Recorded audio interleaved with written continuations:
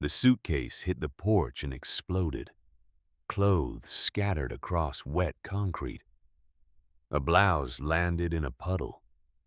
A cardigan caught on the railing and hung there like a flag of surrender. Stockings, underwear, a lifetime of modest possessions thrown into the gray afternoon light of suburban Pennsylvania. Then came the hand. It pressed hard between her shoulder blades. Not a push exactly. More like a shove you'd give to something you wanted out of your way. Something in the garbage. Something expired. Lorraine Dunmore stumbled forward. Her hip caught the porch railing and pain shot through her left side.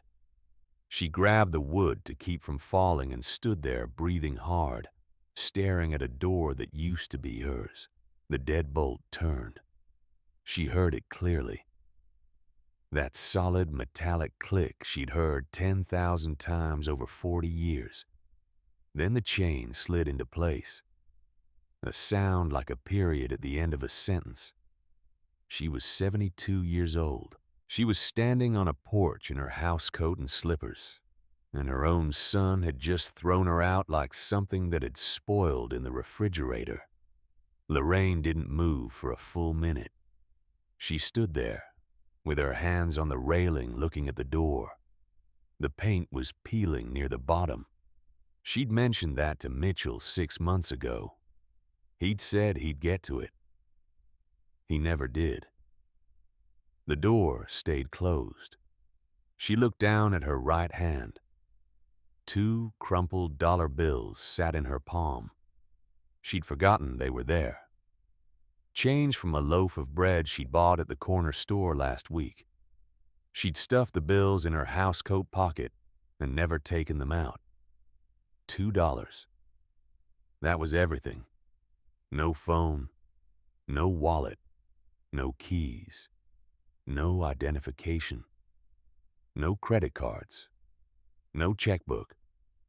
Nothing but a housecoat, a pair of worn slippers, and $2 that wouldn't buy her a cup of coffee, and a sandwich at the diner downtown. A car drove past. The driver didn't look. Across the street, a neighbor pulled into his driveway. He got out of his car. He looked at Lorraine standing on the porch surrounded by scattered clothes. He looked at the closed door behind her. Then he went inside his house and shut his own door. Nobody stopped. Nobody asked if she was all right. Nobody did a damn thing. Lorraine Dunmore had lived in this neighborhood for 8 years. She'd baked cookies for the block party. She'd watched the Henderson kids when their mother had surgery. She'd brought casseroles to 3 different funerals. And now she was standing on a porch with her underwear in a puddle, and not a single person on that whole street looked twice. That's when she understood something important. She was invisible. She had been invisible for a very long time. Lorraine bent down and started picking up her clothes. Her knees ached. Her hip throbbed where she'd hit the railing. Her hands shook as she gathered the blouse from the puddle and wrung it out. Water ran brown between her fingers. The blouse was ruined, but she folded it anyway and set it on the dry part of the porch. The suitcase latch had broken when it hit the concrete. The lid wouldn't stay closed now. She gathered what she could and stuffed it back inside. She'd have to carry it with both hands to keep everything from spilling out again. She didn't cry. That's the thing you need to understand about Lorraine Dunmore. She was 72 years old, and she had been through enough in her life that crying wasn't in the toolbox anymore. Crying was for people who still believed tears would change something. Lorraine had stopped believing that a long time ago. She picked up the suitcase. She held it against her chest like a child. She turned away from the door and walked down the porch steps. one foot in front of the other. No plan, no destination, just movement, just the simple act of not standing still. The slippers weren't meant for walking on concrete. She felt every crack and pebble through the thin soles. By the end of the block, her feet were already sore.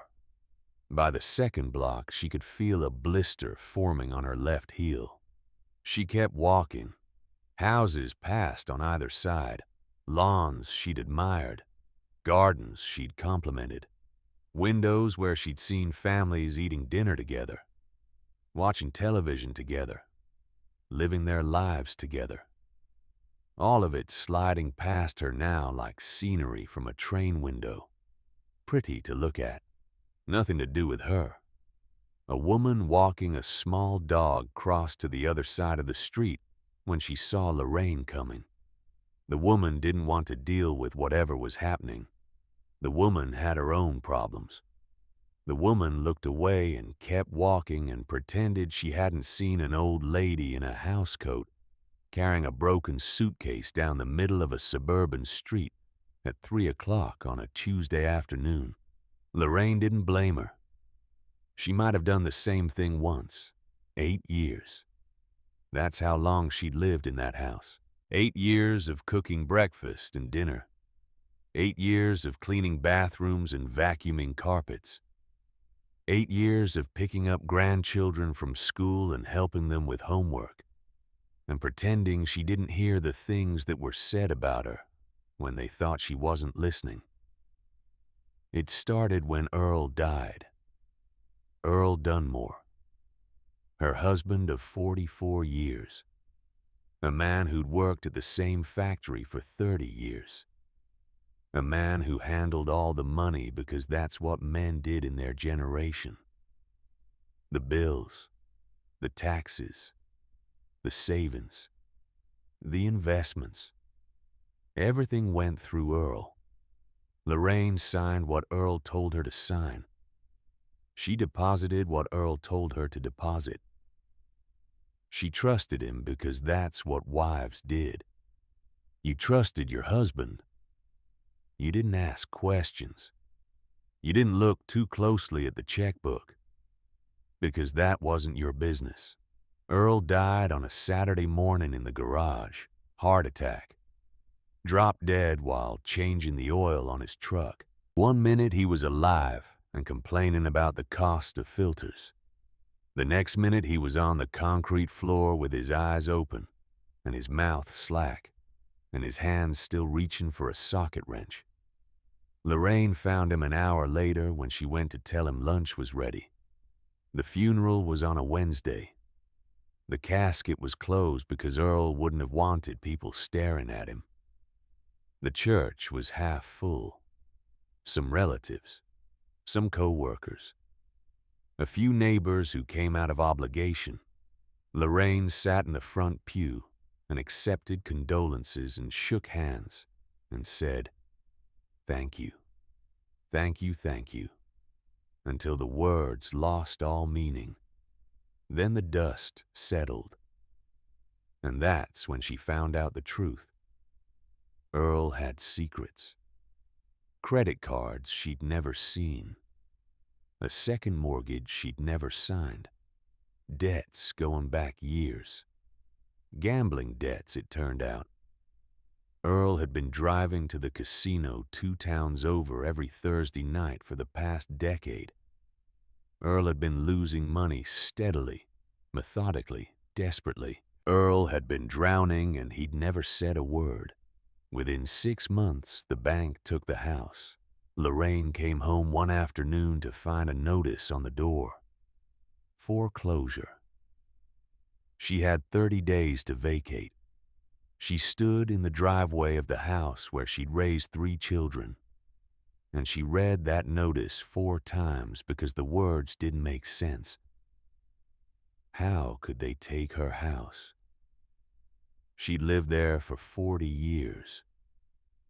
Her name was on the deed. Her name was on the debts, too. Everything Earl signed, she'd signed. every loan application, every credit card, every refinancing document. Her signature right next to his trusting, obedient blind. The car went next, then the furniture, then the jewelry Earl had given her on anniversaries. All of it sold to pay creditors who kept coming with their hands out, taking and taking until there was nothing left to take. Lorraine walked out of that foreclosure with 2 suitcases and a box of photo albums. That was everything she had left of 44 years of marriage. Mitchell offered to take her in. Her eldest son. The responsible one. The one who'd gone to college and gotten a good job and married a woman named Brenda who came from money. They had a nice house in the suburbs, 4 bedrooms, a finished basement, a spare room that nobody used. Mitchell said it like it was the most natural thing in the world. "Mom, you'll come live with us. We have the space. It's not a problem." Lorraine heard what he wasn't saying. She heard the hesitation before, not a problem. She saw the look Brenda gave him when he made the offer. A look that lasted half a second. A look that said, "Are you sure about this?" A look that said, "This better be temporary." But what choice did she have? Her daughter lived in California with a husband who didn't like visitors. Her younger son was between jobs and between apartments and between everything else. Mitchell was the only option. So Lorraine packed her 2 suitcases and her box of photo albums and moved into the spare room in her son's house. And for a while, it worked. Lorraine understood the deal. You live in someone else's house, you earn your keep. You stay quiet. You take up as little space as possible. You make yourself useful. Because the moment you stop being useful, you become a burden. And burdens get put down. She cooked breakfast every morning. Eggs and bacon for Mitchell. Toast and fruit for Brenda. Pancakes for the grandchildren on weekends. She had the coffee ready before anyone came downstairs. She had the table set. She had the newspaper waiting by Mitchell's plate. She cleaned. Bathrooms, floors, windows. She did the laundry and folded it and put it away in the right drawers. She ironed Mitchell's shirts even though he said she didn't have to. She wanted to. She needed to be useful. She picked up the grandchildren from school, Tyler and Audrey, 12 and 14 when she moved in. She drove them to soccer practice and piano lessons and friends' houses. She helped them with homework at the kitchen table. She packed their lunches when Brenda was too busy. Lorraine made herself small. She ate after everyone else had finished. She watched television in her room with the volume low. She went to bed early and got up early and tried to be invisible in the best possible way. Present but not imposing. Helpful but not intrusive. There but not quite there. She had spent a lifetime learning how to do exactly that. But over 8 years, the math changed. Tyler got his driver's license. Then Audrey got hers. They didn't need rides anymore. They had their own cars, their own schedules, their own lives that didn't include a grandmother sitting in the living room watching game shows. They stopped asking for help with homework. They stopped eating breakfast at the table. They grabbed granola bars and ran out the door, and Lorraine was left sitting alone with 3 place settings that nobody needed. The house felt smaller than it used to. Brenda started talking about renovations. A new kitchen with granite countertops. A finished basement with a home theater. A deck out back with a built-in grill. Big plans. Expensive plans. Plans that required money that seemed harder and harder to find. Money got tighter. And that's when the comments started. Little ones at first. Brenda would mention the water bill and glance at Lorraine. She'd sigh about the cost of groceries while putting things away. She'd say things like, "It's amazing how much 3 people eat compared to 2. Lorraine heard every single word. She heard the edge beneath the casual tone. She heard the resentment building like pressure in a pipe. She heard what Brenda wasn't saying out loud, but was thinking every time she looked at the old woman sitting in her living room using her electricity, eating her food, taking up space that could be used for something else. Lorraine never responded. She'd been quiet her whole life. Quiet through a marriage that wasn't easy. Quiet through a childhood that wasn't easy either. Quiet was what she knew. Quiet was safe. Quiet meant you didn't make things worse. But Brenda's comments got louder. By year 7, they weren't comments anymore. They were conversations. Conversations that happened in the master bedroom between Mitchell and Brenda. Loud enough for Lorraine to hear through the wall. Loud enough that she wondered if they wanted her to hear.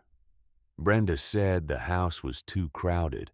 She said they needed that spare room for an office. She said they couldn't afford a new roof with a 3rd adult eating through the budget every month. She said Lorraine should go to a facility, a nursing home, somewhere with people her own age, somewhere she'd be taken care of by professionals.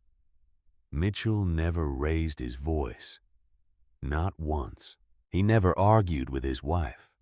He never defended his mother.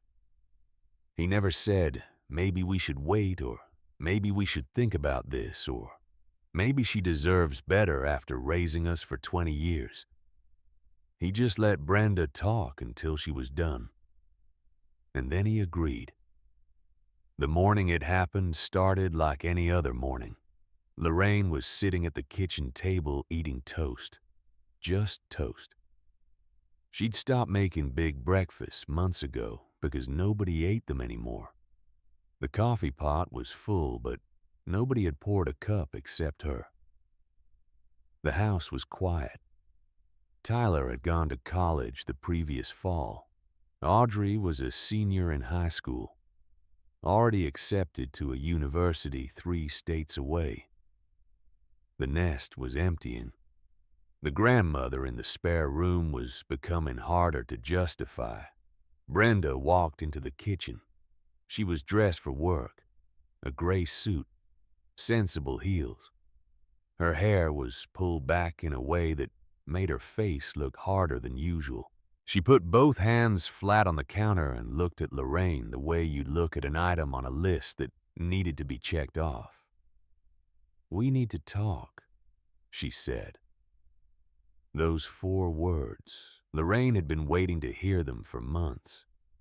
She set down her toast and folded her hands in her lap and prepared herself for what came next. Brenda said they'd looked into some options. Senior living communities, assisted care facilities, places with activities and social events and medical staff on call. She had brochures. She pushed them across the table. Lorraine looked at them. Smiling old people playing cards. Smiling old people doing water aerobics. Smiling old people eating in a cafeteria that looked like a hospital pretending to be a restaurant. She didn't touch the brochures. She looked at Mitchell instead.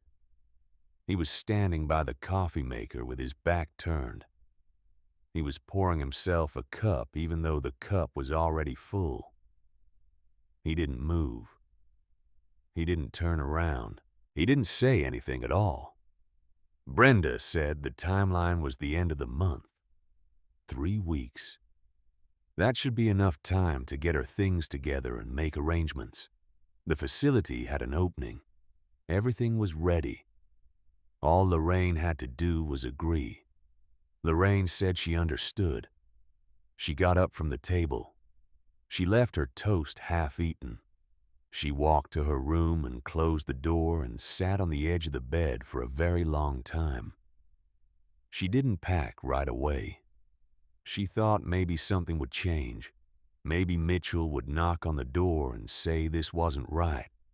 Maybe he'd remember the woman who had raised him, fed him, held him when he was scared, worked double shifts to pay for his college applications. The knock never came. But Brenda didn't wait until the end of the month. 3 days later, she was at the bedroom door. It was noon. Lorraine was folding clothes and putting them in the suitcase she brought 8 years ago. The same suitcase, still battered, still held together with hope. Brenda said the timeline had moved up. A friend of hers had called. The facility had an opening right now. Today. If they didn't take it, someone else would. It was a good opportunity. It would be better for everyone. Lorraine asked for one more day. Just one day. 24 hours to say goodbye to the house, to pack properly, to call her daughter in California and her other son wherever he was. One day didn't seem like too much to ask after 8 years of cooking and cleaning and taking care of grandchildren. Brenda said no. She said it flat. No hesitation, no apology. Just no. And Mitchell stood behind her, hands in his pockets, eyes on the floor. He didn't look at his mother. He didn't say a word. He just stood there, like a man who had already made his decision and was waiting for it to be over. Lorraine kept packing. She moved slowly. Her hands were shaking, but she kept folding clothes and putting them in the suitcase. She didn't have much. 8 years in someone else's house, and she didn't have much at all. A few clothes, a few books, a few photographs in cheap frames. Brenda watched from the doorway. Her arms were crossed. Her foot was tapping. "You need to move faster," she said. Lorraine didn't respond. "I said you need to move faster. The car is coming in 20 minutes. Lorraine kept packing at the same speed. She was 72 years old. She would pack at the speed she could pack. She would not be rushed out of the last 8 years of her life like a hotel guest who'd overstayed checkout. Brenda's patience snapped. She crossed the room in 3 steps. She grabbed the suitcase off the bed. She carried it to the hallway, down the stairs, through the living room, and out the front door. Lorraine followed. She was still holding a cardigan. She was still in her housecoat and slippers. She hadn't brushed her hair. She hadn't put on proper shoes. She followed her suitcase through the house and watched Brenda carry it onto the porch and drop it. The latch broke. The suitcase popped open. Clothes scattered across wet concrete. And that's when the hand came. The shove between the shoulder blades. The stumble forward. The grab for the railing. The door slamming. The deadbolt turning. The chain sliding into place. That's how a 72-year-old woman ended up on a porch with $2 and nowhere to go. Lorraine walked 11 blocks to the bus station. Her slippers weren't meant for walking on sidewalks. By block 3, the thin soles were wearing through. By block 6, the left sole had peeled half off and was flapping with every step.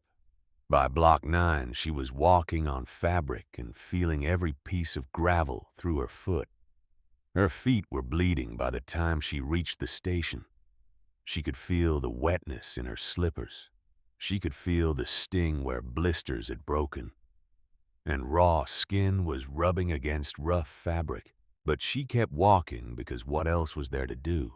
Stand in the middle of the sidewalk and wait for someone to help her. Nobody was coming to help. Nobody had helped in 8 years. The bus station was a gray building with a flat roof and windows that needed cleaning. Greyhound. She remembered bus stations from her youth. They all looked the same fluorescent lights, the same plastic chairs, the same tired people waiting to go somewhere else. She sat on a metal bench and looked at the route board. Destinations rolled past on the display: New York, Philadelphia, Pittsburgh, Baltimore. Cities she'd never seen. Cities she had no reason to visit. Cities full of strangers who wouldn't care about an old woman in a housecoat carrying a broken suitcase. And then she saw it. Carver Falls. Not Carver Falls exactly, but a stop close to it. A small town 30 miles away where the bus passed through on its way to Albany. She could get off there. She could find a way to Carver Falls from there. Carver Falls. She hadn't thought about that place in decades. A small town in upstate New York. Population 2,000 and shrinking. The kind of town that young people left as soon as they were old enough to leave. Lorraine had left when she was 18. She got on a bus then too. Went south. Got married. Had kids. Built a life that looked fine from the outside. She never went back to Carver Falls. Not for holidays. Not for reunions. Not for funerals. Not even when her mother died. Her mother, Colleen Dunmore, a woman who had raised Lorraine alone in a cottage on the edge of town. A woman who worked as a seamstress and took in laundry and grew vegetables in a garden behind the house. A woman who never talked about Lorraine's father because there was nothing to say.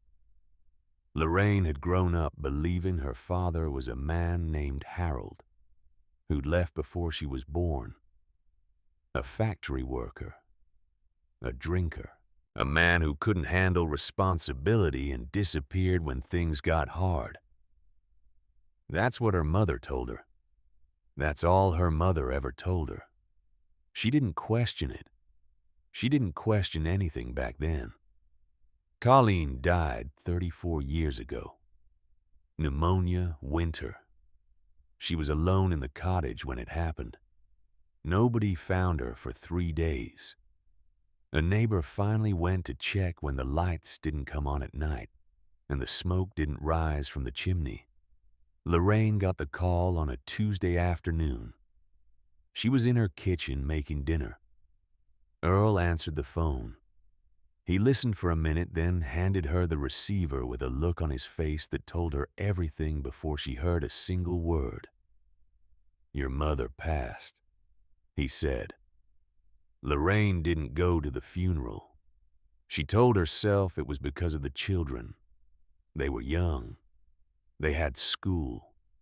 She couldn't just leave. She told herself it was because of the expense.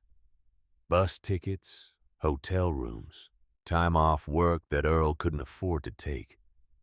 She told herself a lot of things. The truth was simpler and harder. She wasn't ready to go back. She wasn't ready to face that cottage and those rooms and all the memories she'd been running from since she was 18 years old. So she stayed home. She signed the papers a lawyer sent her. She let strangers handle the arrangements. She told herself she'd go back someday and deal with the cottage. Deal with her mother's things. Deal with whatever was left. But the will had been specific. Seal the cottage. Don't sell it. Don't rent it. Don't open it.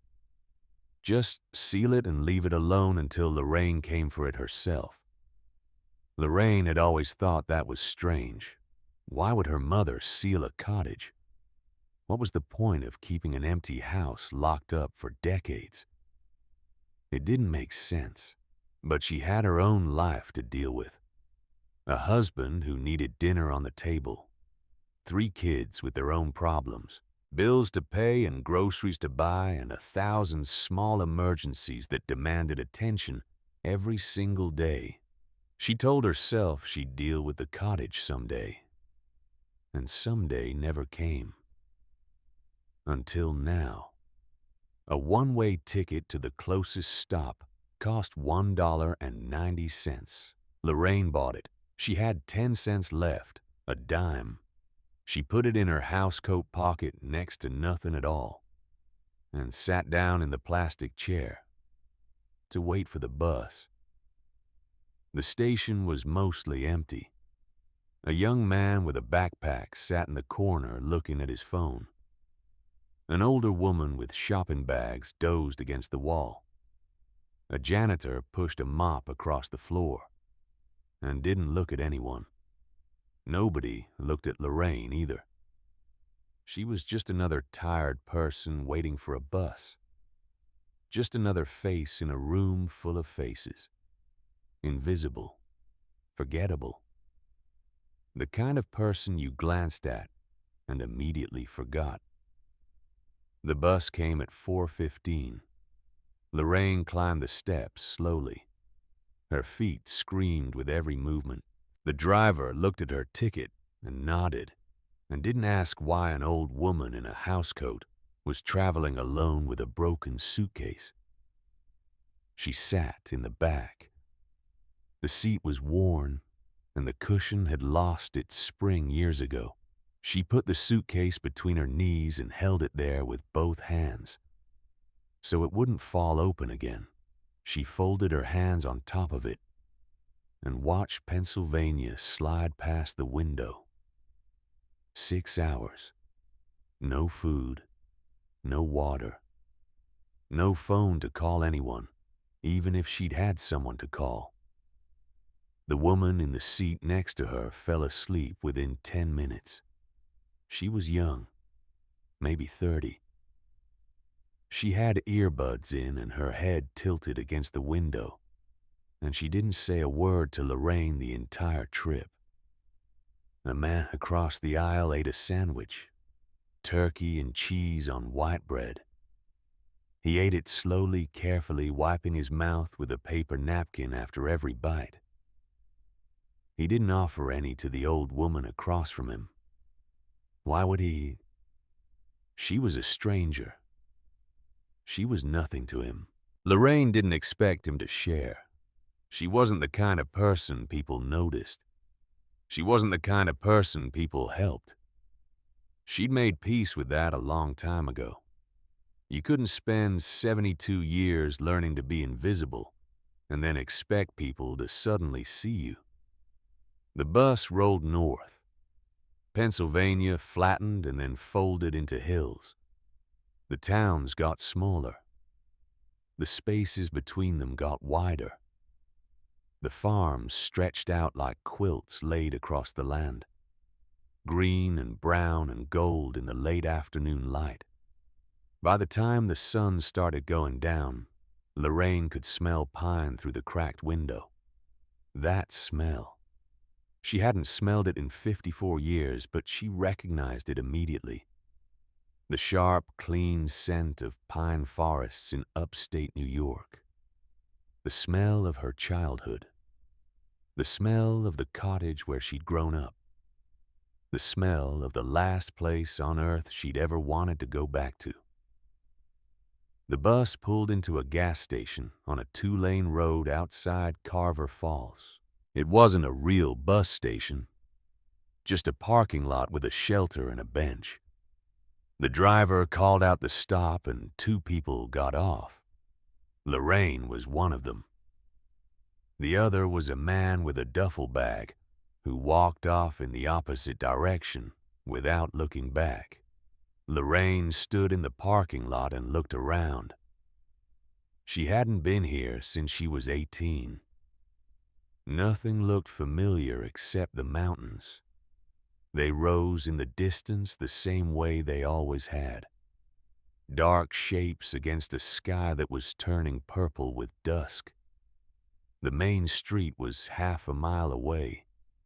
She walked toward it because she didn't know what else to do. Her slippers were barely holding together now. Every step sent pain shooting up through her heels. The town had changed. The diner where she'd eaten breakfast as a girl had changed names 3 times. The hardware store was boarded up. The movie theater was gone, replaced by a dollar store that looked like it might close next month. Half the storefronts were empty, windows covered with newspaper, doors that hadn't opened in years. Carver Falls was dying. She could see it in the empty streets, in the closed shops, in the way the few people she passed looked at her like she was a ghost. Maybe she was. Maybe she was the ghost of everyone who'd ever left this place and never come back. She asked the gas station clerk for directions to the old Dunmore property. The clerk was young, maybe 25. He shrugged and said he didn't know any Dunmores. The name meant nothing to him. He hadn't been alive when Colleen Dunmore was still breathing, but a woman pumping gas overheard. She was older, 60s. Gray hair pulled back in a practical ponytail. She looked at Lorraine for a long moment and something flickered in her eyes. Recognition, maybe. Or just curiosity. "The Dunmore place," she said. "The sealed cottage. You mean old Colleen's house?" Lorraine nodded. The woman pointed east, past the grain elevator, past the old school, down a gravel road that followed a creek for about 2 miles. You couldn't miss it. It was the only house out there. The only house that had been standing empty for 34 years. "Nobody goes out there," the woman said. "Nobody has since she died." Lorraine thanked her and started walking. The gravel road was worse than the sidewalks. Sharp stones cut through what was left of her slippers. Within half a mile, she was walking on bare feet, with nothing between her skin and the rocks but bloody fabric. Her feet left red marks on the white stones. But she kept going. She kept going because there was nowhere else on this planet for her to go. She kept going because stopping meant lying down in a ditch and waiting for morning. And she was too stubborn for that. She kept going because her mother had left a cottage out here somewhere. And that cottage was the only thing in the world that belonged to her. The road followed the creek. She could hear water running somewhere in the darkness. The sound was familiar. She'd fallen asleep to that sound for 18 years. She'd woken up to that sound every morning of her childhood. The sun was gone now. The sky was dark blue, fading to black. Stars were coming out. A half moon rose over the mountains and cast silver light across the fields. And then she saw it. Past an overgrown field where wildflowers had grown waist high. Behind a rusted iron gate that had collapsed on one side. Through a tangle of weeds and brush that had spent 3 decades reclaiming what humans had abandoned. Her mother's cottage. Small. Stone foundation. Wooden frame weathered gray by decades of rain and snow. A tin roof gone brown with rust.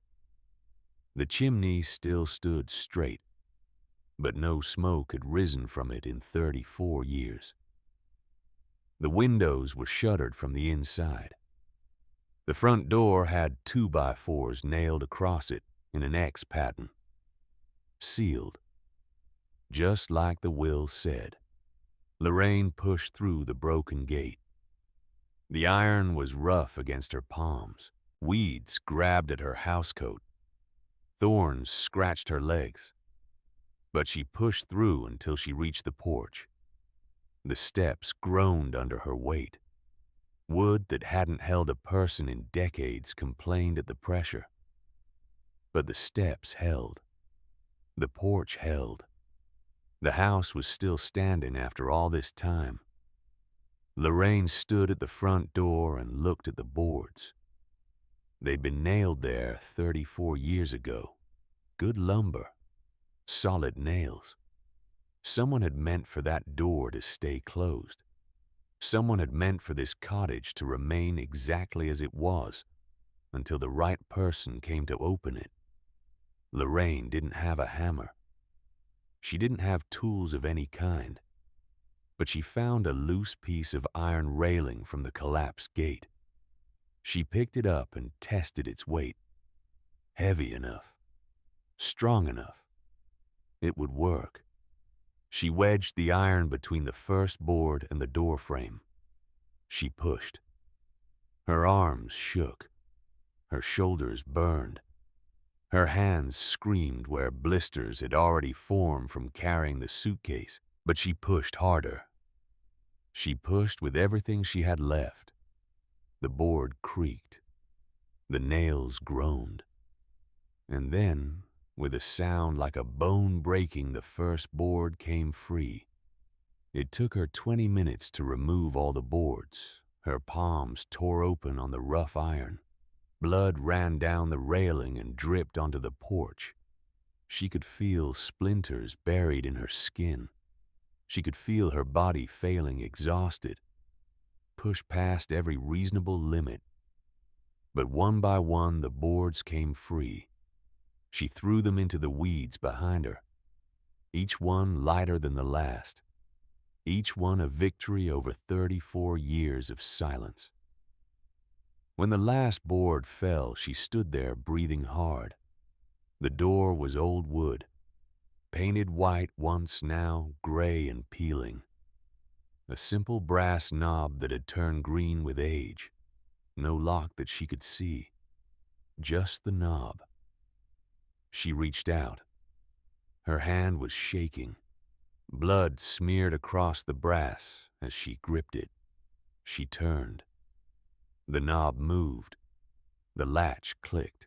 The door swung open on hinges that should have screamed with rust, but didn't. They moved smoothly, quietly, as if they'd been oiled yesterday. Lorraine stood in the doorway and looked into the cottage where she'd grown up. And everything she expected was wrong. She expected decay. 34 years sealed up. No air circulation. No maintenance. No one to fix leaks or kill bugs or stop the slow, inevitable rot that claims every abandoned building. She expected mold climbing the walls. Ceilings that had collapsed under the weight of water damage.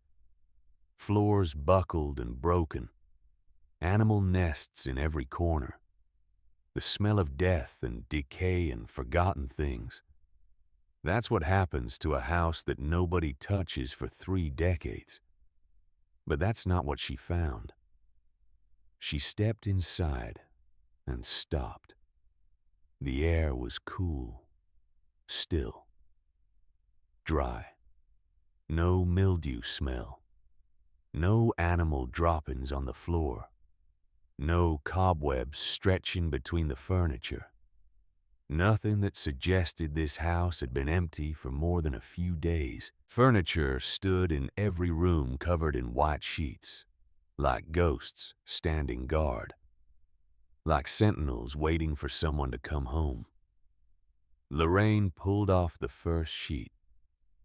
Underneath was a wooden rocking chair, clean, polished, not a speck of dust. The wood gleamed in the moonlight coming through the open door. She pulled off another sheet.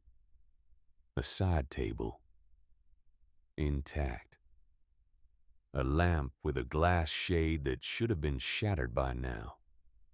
A small stack of books that should have been eaten by mice. Everything exactly as it should be. She walked into the kitchen. The table stood in the same place it had stood when she was a girl. Polished maple. 4 chairs around it. She ran her hand across the surface and felt wax. Someone had waxed this table before covering it. Jars lined the shelves, preserves, pickled beets, green beans, sealed tight with wax. She looked at the dates written in her mother's careful handwriting. 34 years old. 34 years sealed in glass, waiting. She opened a cabinet. Dishes stacked neatly. Glasses without a single crack.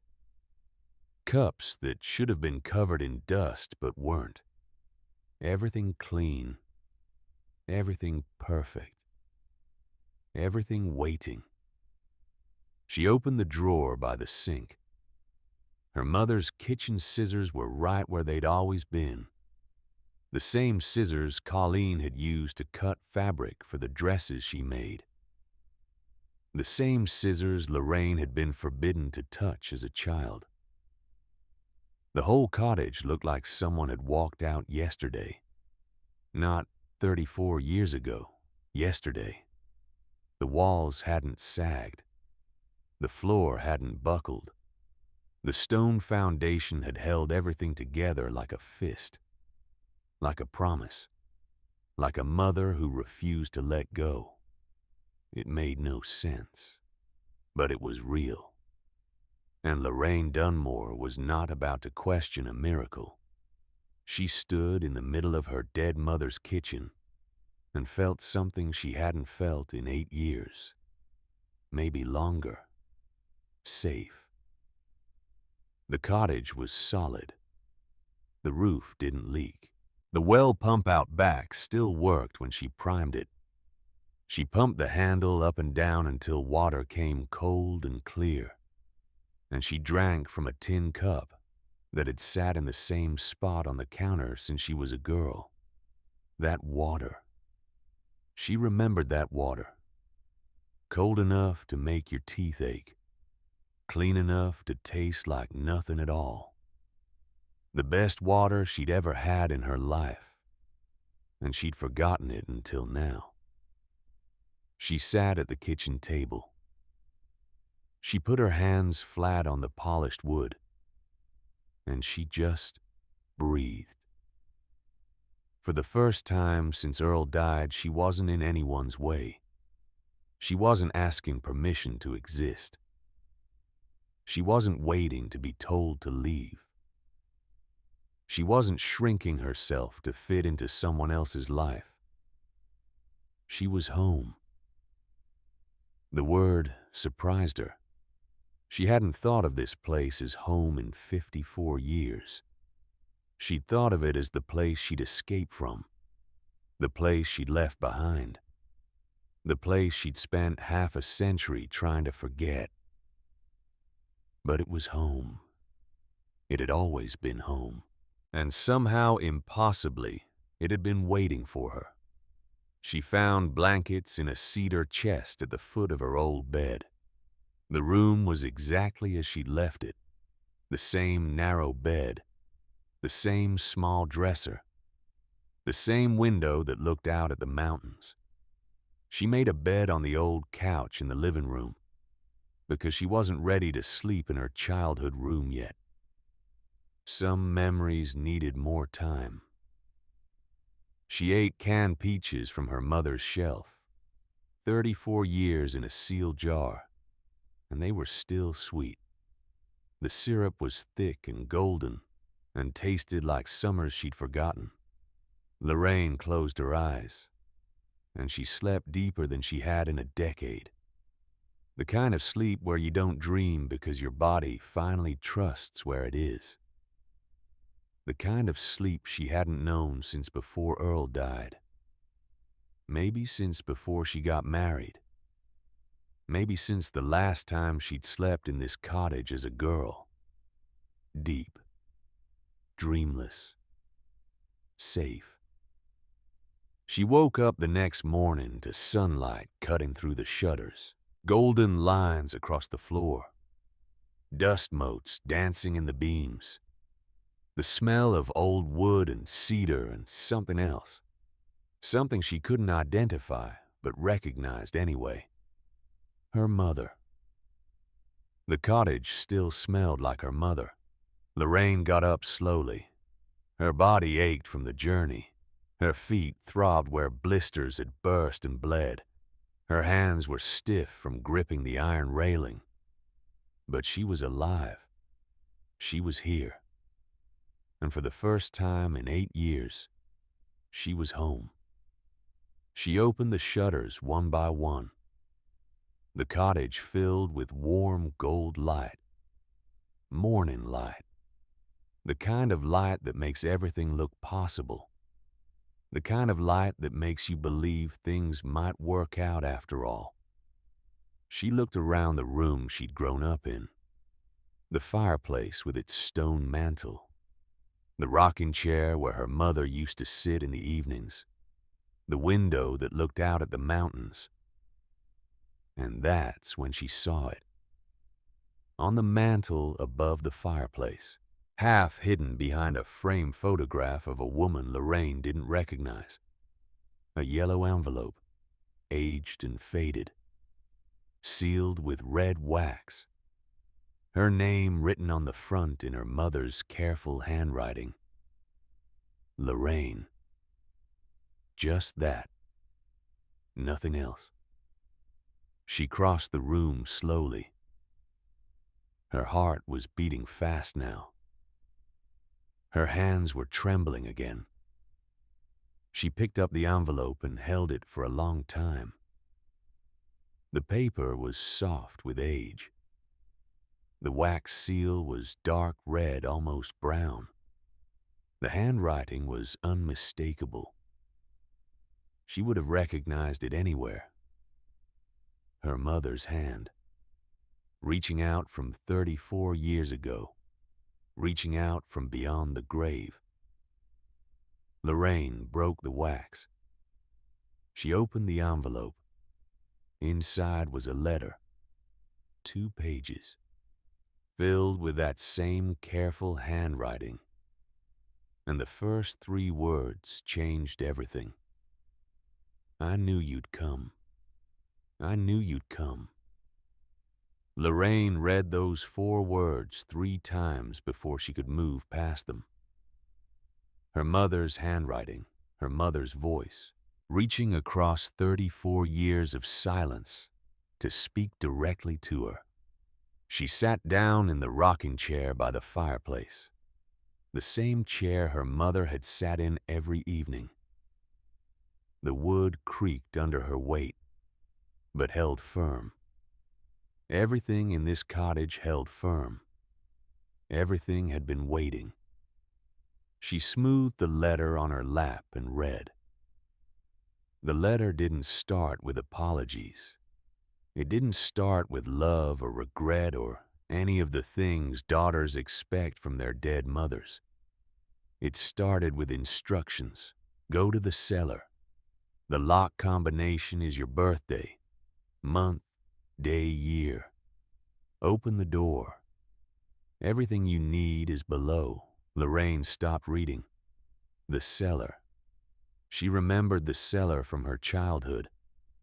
A dark space beneath the kitchen where her mother stored preserves and root vegetables. Lorraine had been forbidden to go down there alone. Too dangerous, her mother said. The stairs are steep. You could fall. But there had been something else in her mother's voice when she talked about the cellar. Something that went beyond concern for a child's safety. A warning. A wall. A door that was meant to stay closed. Lorraine had never questioned it. She never questioned anything back then.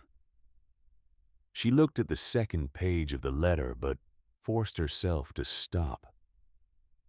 Her mother had given instructions. Read them. Follow them. Then read the rest. Colleen Dunmore had been a woman of order, a woman who did things in sequence, a woman who expected her daughter to do the same, even from the grave.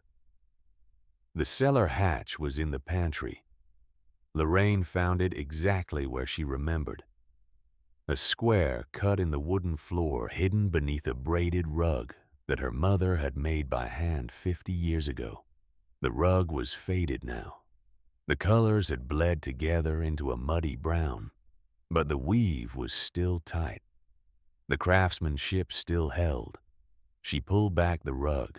The hatch was made of heavy oak planks held together with iron bands. A brass padlock hung from a hasp, bolted to the floor. The lock was old, but solid. Green with age, but not corroded. Someone had oiled it recently. Someone had maintained it. The lawyer, Lorraine thought. The lawyer her mother had hired to handle the estate. He must have come out here. He must have kept the cottage sealed and preserved according to her mother's wishes. But why? Why seal a cottage for 34 years? Why maintain it? Why keep the lock oiled and the preserves fresh and the furniture polished beneath white sheets? What was worth protecting for that long? Lorraine knelt on the floor. Her knees ached against the hard wood.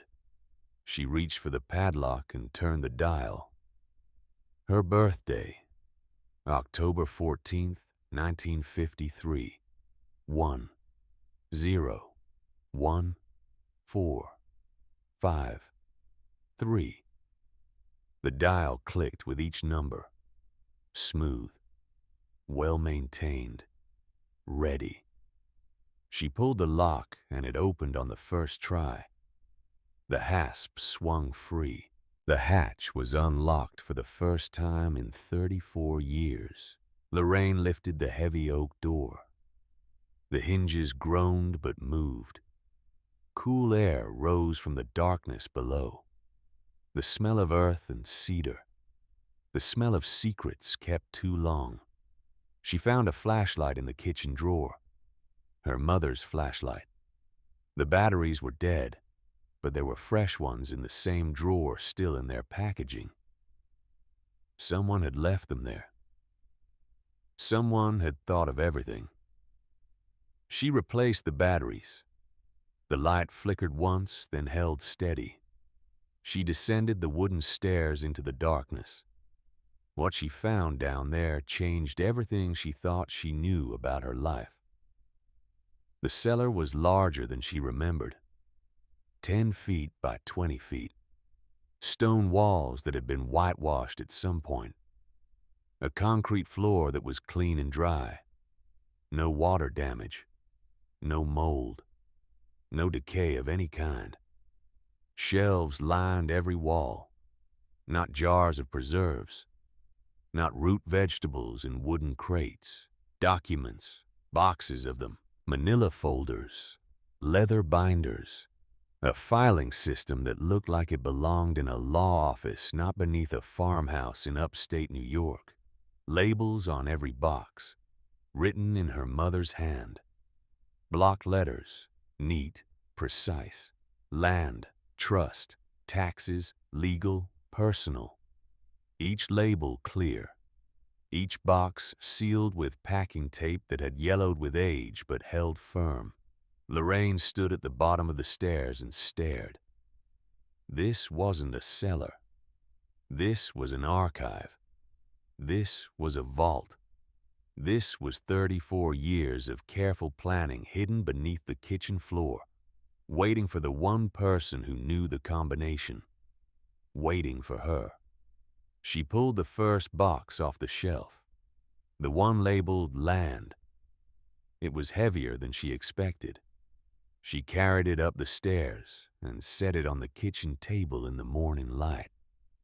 Her hands were shaking as she cut the tape. Inside were documents. land deeds, not just for the cottage and its quarter-acre plot, deeds for the surrounding land, 42 acres total, fields to the north, forest to the west, creek frontage along the entire eastern boundary, all of it in Colleen Dunmore's name, all of it legally recorded and notarized at the county clerk's office, all of it paid in full. Lorraine spread the documents across the table. Her mother had owned 42 acres of land, prime land, land with water access and timber rights and mountain views, land that must be worth something even in a dying town like Carver Falls. But how?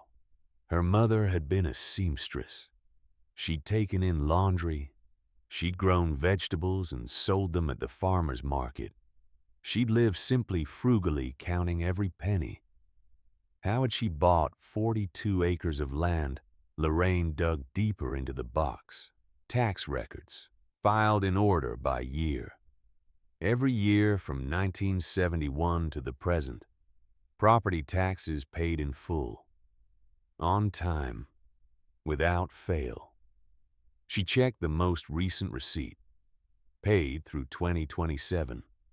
Someone had been making those payments. Someone had been maintaining this property for 34 years. Quietly. Faithfully. Without ever mentioning it to anyone. The receipts showed the payments came from a trust account at a bank in Albany. A trust. Lorraine went back down to the cellar. The second box was labeled Trust. She brought it up to the kitchen and opened it with hands that wouldn't stop trembling. Bank statements, going back to 1971. A trust account opened with an initial deposit of $5,000. Monthly contributions after that, small at first, $25, $50, then larger as the years went on. $200 a month by the 80s, $500 a month by the 90s. The statements were organized by year. Lorraine flipped through them, decade after decade of careful saving, interest compounding, dividends reinvesting, the money growing quietly, steadily like a tree nobody was watching. She found the most recent statement, printed 6 months ago, mailed to something called the Aldrich Law Firm in Carver Falls. Current balance, $412,000. Lorraine set the statement down on the table. She stepped back. She put her hands over her mouth. $412,000. She read the number again, then again, then a third time because the words didn't make sense. Numbers like that didn't exist in her world. Numbers like that belonged to other people, rich people, lucky people. People whose husbands didn't gamble away everything and whose sons didn't throw them out on the street. 24 hours ago, she had $2. 24 hours ago, she was standing on a porch with a broken suitcase and nowhere to go. 24 hours ago, she would have done anything for a hot meal and a safe place to sleep. And now this. $412,000. 42 acres of land. A cottage that had been sealed and preserved and waiting for her for 34 years. Lorraine sat down at the kitchen table. She put her head in her hands. She breathed slowly, deeply, trying to keep the world from spinning out from under her. This was real. This was really happening. But why? How had her mother, a seamstress in a small town, accumulated over $400,000? Where had the money come from? Who had been making those monthly deposits for over 50 years? She needed to read the rest of the letter. But first there was one more box, smaller than the others, Not cardboard, wood. A small wooden box wrapped in cloth. No label on this one, just clean white linen tied with string. Lorraine had found it in the far corner of the cellar behind the other boxes, as if it had been hidden.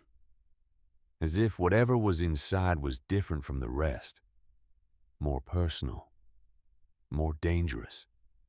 She unwrapped the cloth carefully. The wooden box was old, hand-carved. The kind of thing a craftsman might make for someone he loved. The lid was held closed with a simple brass latch. She opened it. Inside was a single document in a protective plastic sleeve. A birth certificate. Lorraine's birth certificate. But not the one she'd grown up with. Not the one that had listed Harold Dunmore as her father. The man who'd left before she was born. The factory worker. The drinker. The ghost who'd haunted her mother's silence for as long as Lorraine could remember. This certificate was different. It had been issued by a different county. It had a different file number. It had been sealed by court order and stored separately from public records. And the line for father didn't say Harold Dunmore.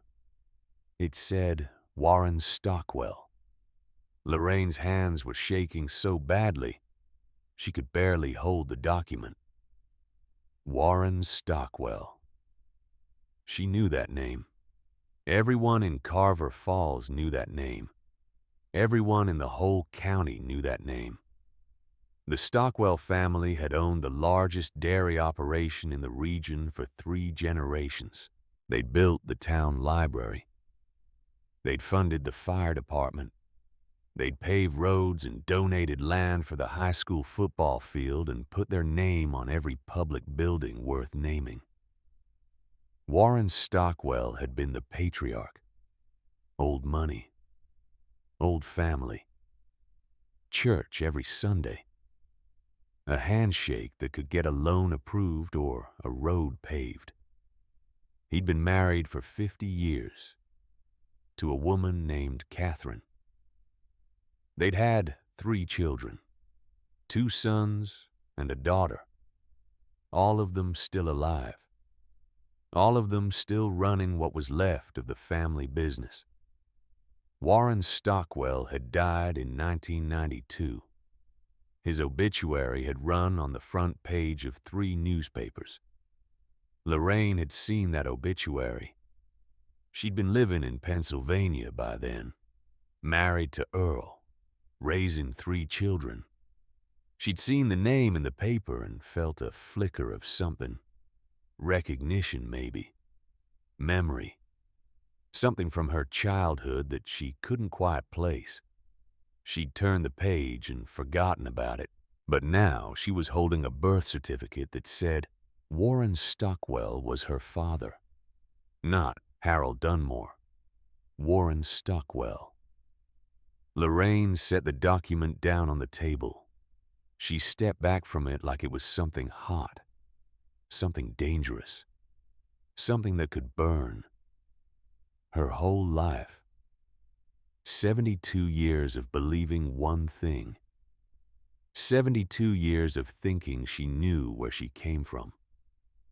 72 years of carrying her mother's silence like a weight around her neck.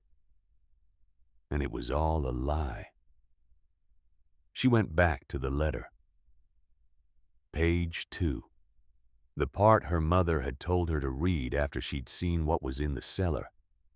The explanation. The truth. The story that Colleen Dunmore had carried alone for over half a century. The handwriting was the same. Careful. Precise. But there was something different about it now. Something that looked like trembling. Something that looked like fear. James and I were together for 2 years before you were born. James. Her mother had called him James, not Warren. Not Mr. Stockwell, James. The name a lover would use. The name that meant something private, something real. He was already married when we met. He had a family, a name to protect, a business that depended on reputation. I knew all of that from the beginning. I knew what I was getting into. When I told him I was pregnant, he offered to pay, to make it go away. That was the phrase he used, make it go away. As if you were a problem to be solved. As if you were something shameful that needed to be hidden. I said no. He offered to take you after you were born, raise you as his own, give you his name, his money, his life. All I had to do was disappear, move away, start over somewhere else, pretend I'd never had a child. I said no to that too. I wasn't going to let my daughter grow up as someone's secret. I wasn't going to let you spend your life wondering why your mother abandoned you. I wasn't going to give you to a man who thought you were a problem to be solved. So I kept you, and he let me. That surprised me. I expected him to fight. I expected lawyers and threats, and all the things rich men do when poor women make trouble for them. But Warren was different. He didn't push. He didn't threaten. He just asked what I needed. I told him I needed to raise you myself. I told him I needed enough money to do it right. I told him I needed him to stay away unless I asked for help. He agreed to all of it. He set up the trust. He bought the land around the cottage and put it in my name. He said it was for you when the time came, when you needed it, when the world had pushed you far enough that you'd come looking for what I'd left behind. He knew that day would come. I knew it too. We never spoke again after you were born. He kept his distance. He lived his life with his wife and his children and his dairy farms and his charitable donations. And I lived mine with you. But he never forgot about you. The deposits into the trust came every month, like clockwork, for 50 years. Even after he died, the deposits continued. He'd arranged for that. He'd put money aside. He'd made sure the trust would keep growing until you came to claim it. That was his gift to you. The land, the money, the cottage. That was his way of saying he was sorry for never being your father. Lorraine put the letter down. She couldn't read anymore. She sat in the rocking chair for a long time. The morning light moved across the floor. The shadows shifted. The cottage settled around her with small creaks and groans, the sounds of an old house breathing. 72 years. She had spent 72 years believing she was the daughter of Harold Dunmore, a factory worker who drank too much, a man who yelled too much, a man who broke things when he was angry, a man who walked out when she was still in her mother's belly without a word, without a forwarding address, without ever looking back. That story had shaped everything. Her tolerance for bad situations, her silence in rooms where she should have spoken, her willingness to be small, to shrink, to accept whatever space other people decided to give her. She had learned to be invisible because her father had been the kind of man who made noise, the kind of man who took up space, the kind of man who hurt people when they got in his way. She had spent her whole life trying to be the opposite of that. And he wasn't even her father. Harold Dunmore was a ghost that had haunted every decision she'd ever made. And now, sitting in her mother's rocking chair in a cottage that had been sealed for 34 years, she learned he didn't exist. The lie wasn't cruel. She understood that now.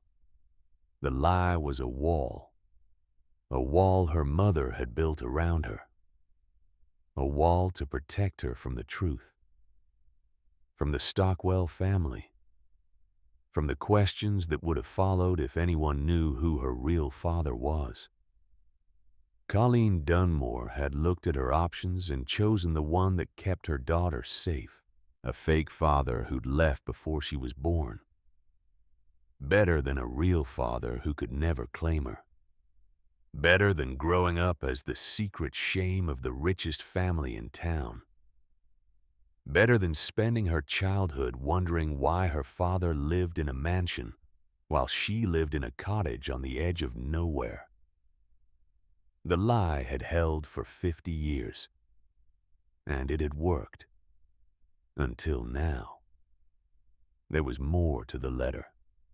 Lorraine forced herself to pick it up again, forced herself to read the final paragraphs. Her mother's last words. The explanation she'd been waiting 34 years to give.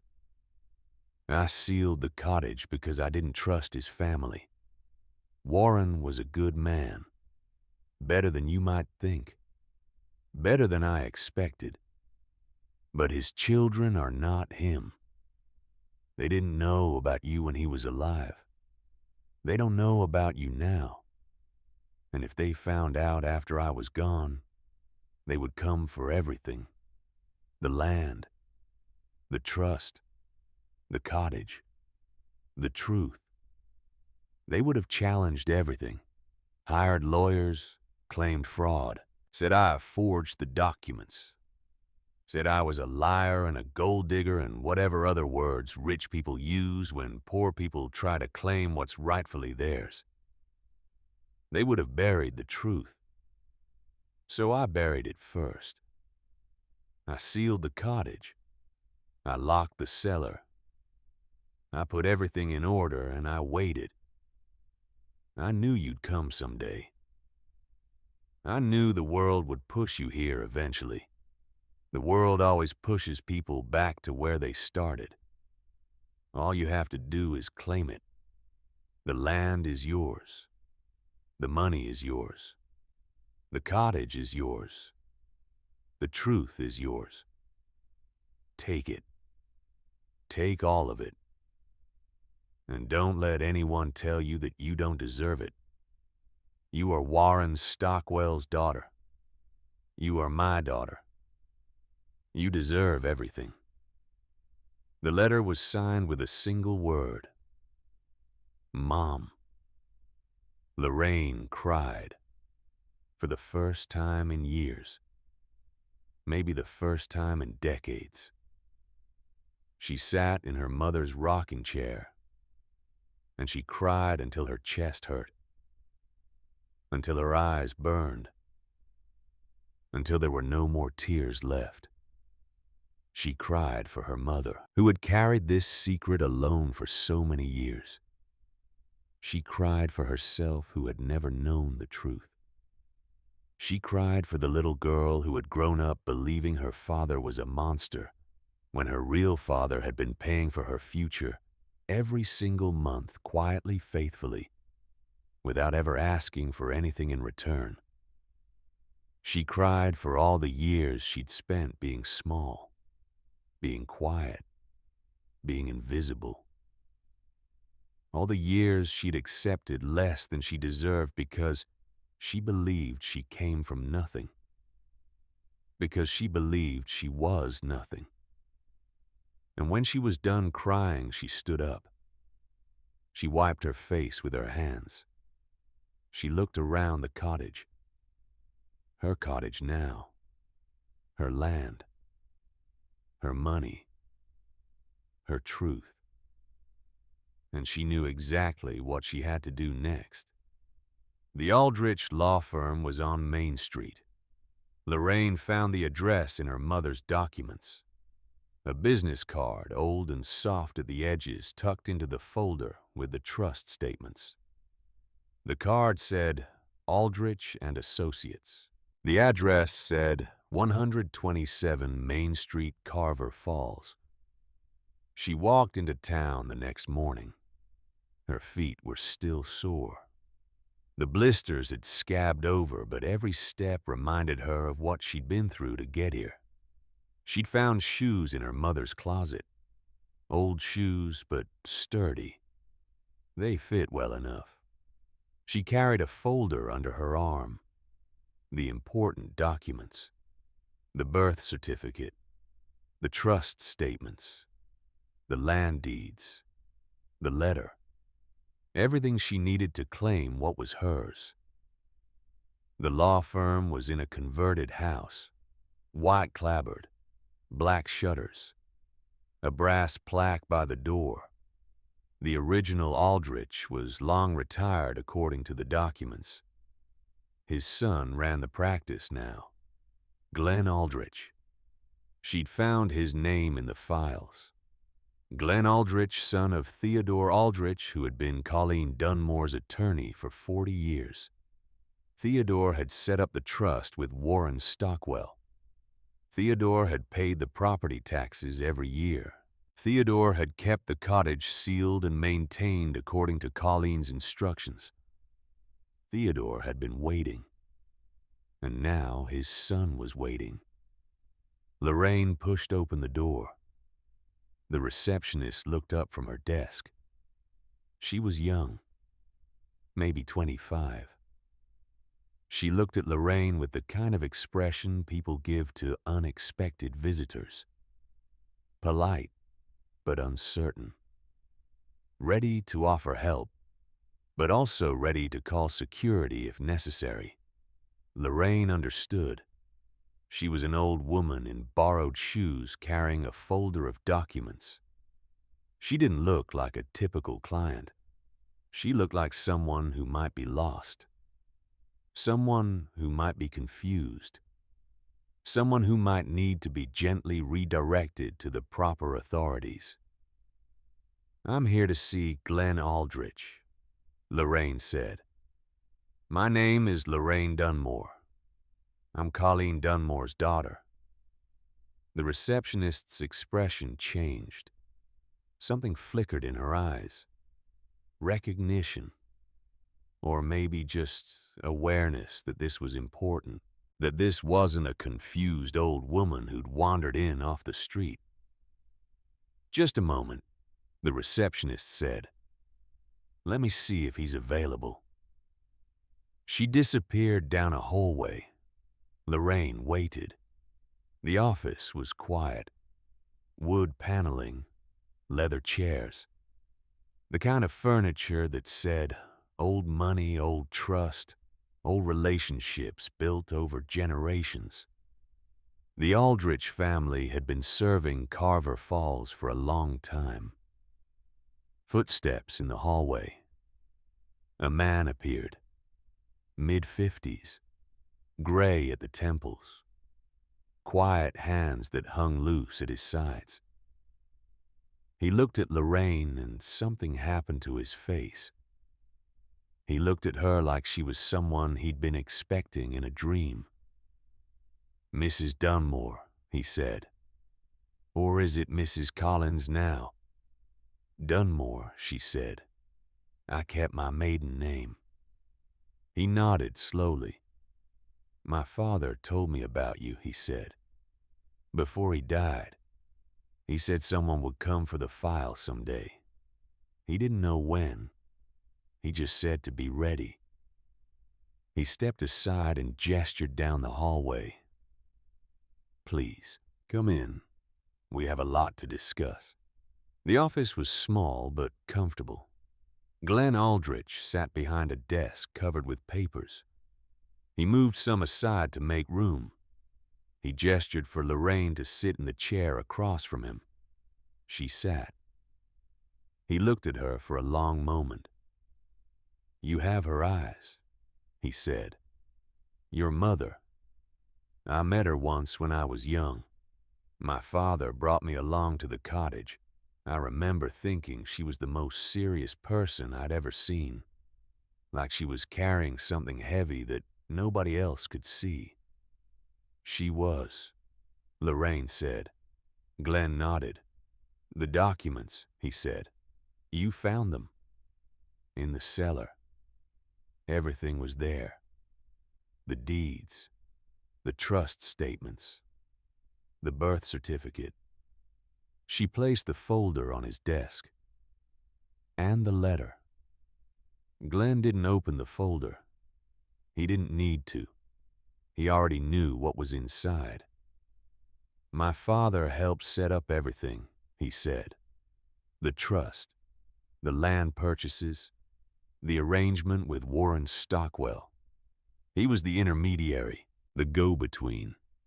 He made sure everything was legal, documented, unassailable. He reached into his desk drawer. He pulled out a file, thick, dog-eared. The kind of file that had been opened and closed hundreds of times over the years. He kept his own records, Glenn said. Notes from every meeting, copies of every document. He wanted to make sure that when you came there would be no questions, no gaps, nothing that could be challenged. He slid the file across the desk. And there's one more thing.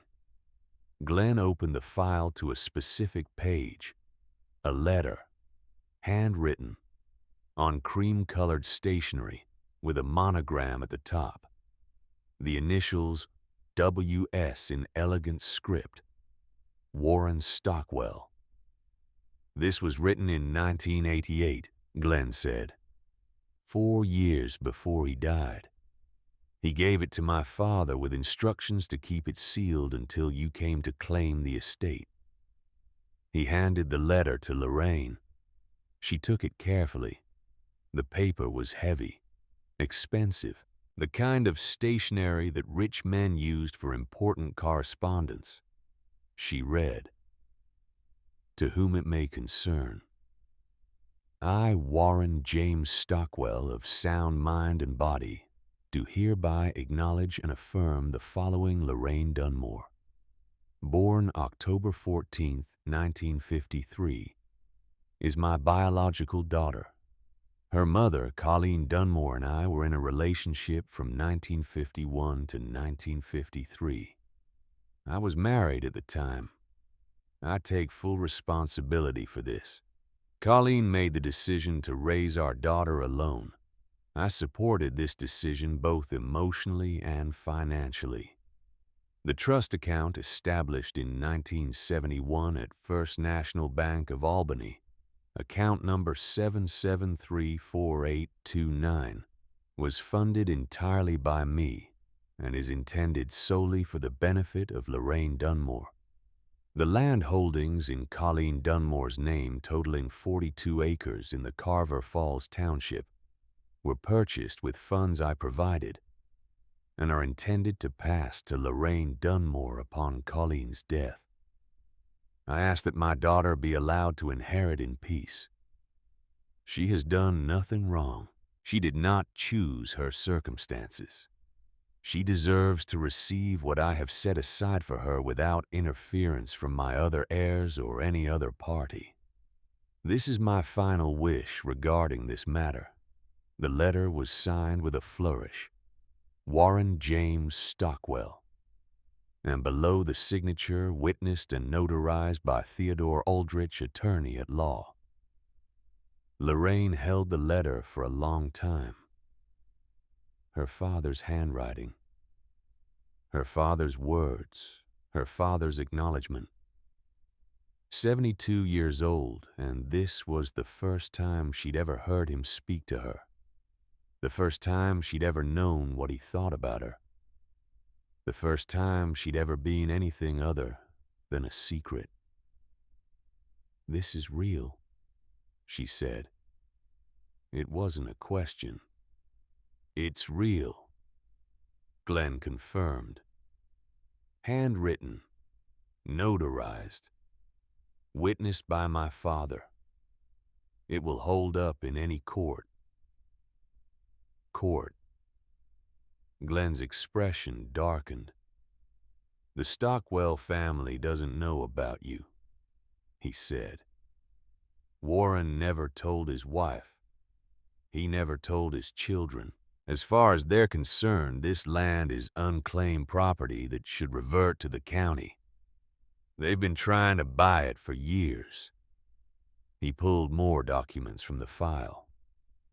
Purchase offers, sent to the estate of Colleen Dunmore, starting about 5 years after she died. Polite at first, then aggressive, then written by lawyers using words like eminent domain and adverse possession. He spread the letters across the desk, all of them unanswered, all of them returned by a post office that had no forwarding address. The Stockwell children have been circling this property for decades, waiting for it to default, waiting for their chance to snatch it up for nothing. He looked at Lorraine. They don't know you exist. They don't know the land has a living heir. And when they find out, they're not going to be happy about it. The legal process took 5 weeks. Glenn filed paperwork to establish Lorraine as the rightful heir to the land, the cottage, and the trust. He submitted the birth certificate for authentication by the state. He unsealed Colleen's will, which had been held in the Aldrich firm's vault since 1991. The will named Lorraine as sole beneficiary. Everything her mother had owned, everything Warren Stockwell had given, all of it left to the daughter who had finally come home. Word got out. In a small town like Carver Falls, word always gets out. Someone at the county clerk's office mentioned the filing to someone else. That someone mentioned it to a friend. That friend mentioned it to a cousin who worked for the Stockwell family. Within 2 weeks of the filings hitting county records, the Stockwell family found out, and they came hard. 3 attorneys from a law firm in Albany, expensive suits, leather briefcases, the kind of lawyers who charged more per hour than most people made in a week. They filed challenges to the deeds. They challenged the authenticity of the birth certificate. They said Colleen Dunmore had forged the documents. They said Warren Stockwell had been manipulated by a woman who wanted his money.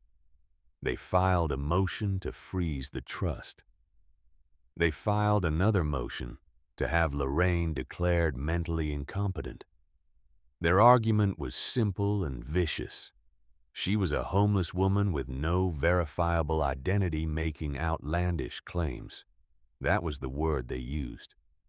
Outlandish. As if the truth was something ridiculous. As if a man acknowledging his daughter was beyond belief. Glenn Aldrich fought every one of them. He filed responses, affidavits, exhibits. He brought in a handwriting expert who examined Warren Stockwell's letter and confirmed it was genuine.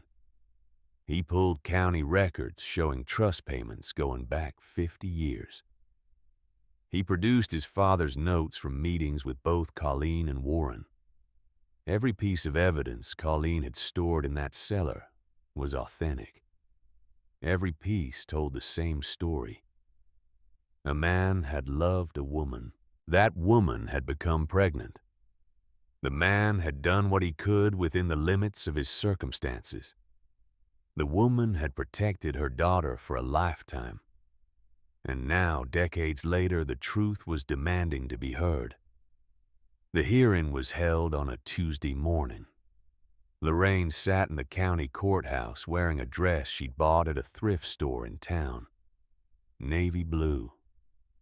Simple. The kind of dress you wore when you wanted to look respectable without looking like you were trying too hard. She sat up straight. She folded her hands in her lap. She didn't flinch when the Stockwell attorneys called her a fraud. She didn't flinch when they suggested she'd broken into the cottage and planted the documents herself. She didn't flinch when they implied she was mentally unstable, desperate, delusional.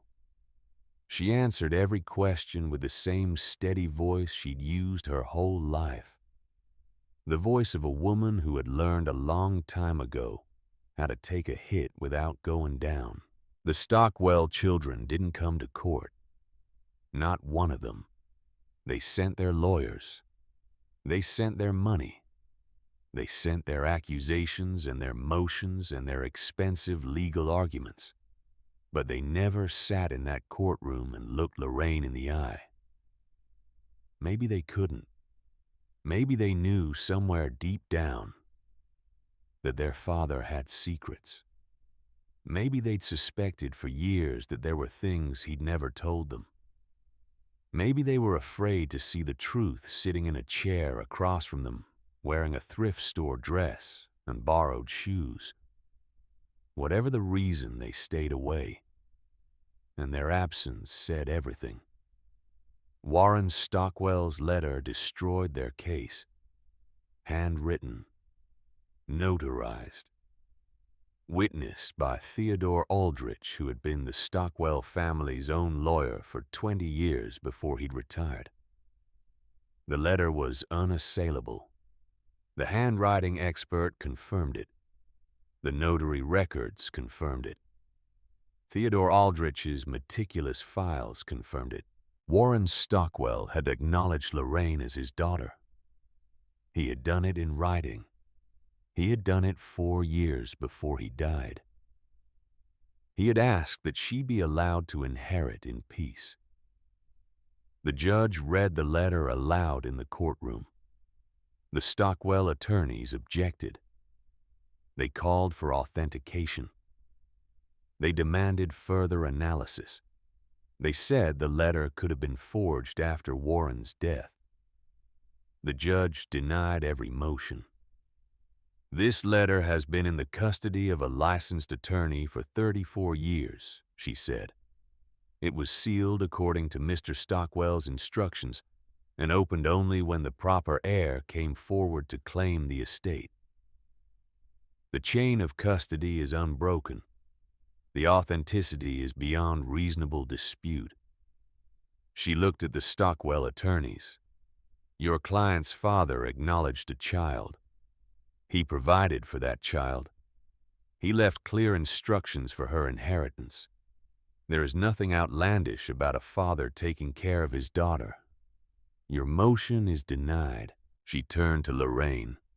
"Mrs. Dunmore, the court finds that you are the sole surviving heir to the estate of Colleen Dunmore. The land holdings, the trust account, and all associated property are legally and rightfully yours. This matter is closed." The gavel came down, and just like that, it was over. Lorraine walked out of the courthouse into afternoon sunlight. Glenn Aldrich walked beside her. He was smiling, a rare expression on his serious face. "Congratulations," he said. "It's yours, all of it." Lorraine didn't feel like celebrating. She felt tired. She felt old. She felt like a woman who had just fought a battle she never asked to fight. But she also felt something else, something she hadn't felt in a very long time. She felt like she mattered. For 72 years, she had been invisible. She had been small. She had been the kind of person who took up as little space as possible, who never raised her voice, who accepted whatever scraps the world decided to give her. But today she had stood in a courtroom and demanded what was hers. Today she had looked expensive lawyers in the eye and refused to back down. Today she had claimed her name, her inheritance, her truth. And no one could take that away from her. Not the Stockwell children with their money and their lawyers. Not Mitchell with his silence and his cowardice. Not Brenda with her impatience and her cruelty. Not anyone. She was Lorraine Dunmore. She was the daughter of Colleen Dunmore and Warren Stockwell. She was the owner of 42 acres and $412,000. And she was finally, after 72 years, exactly who she was supposed to be. She went back to the cottage that evening. The sun was going down behind the mountains. The sky was orange and pink and purple. The kind of sunset you only see in places where there are no city lights to drown out the colors. She sat on the porch. She looked at the land that stretched out before her. Her land, fields and forests, and a creek that caught the last light of the day and turned it into silver. She thought about her mother, about the woman who had kept this secret for over 50 years, who had raised a daughter alone, who had worked and saved and planned and waited, who had sealed a cottage and left a letter, and trusted that someday when the time was right, her daughter would find her way home. That's what this was. Home. Not the house in Pennsylvania where she'd raised her children. Not the spare room in Mitchell's house where she'd spent 8 years trying to disappear.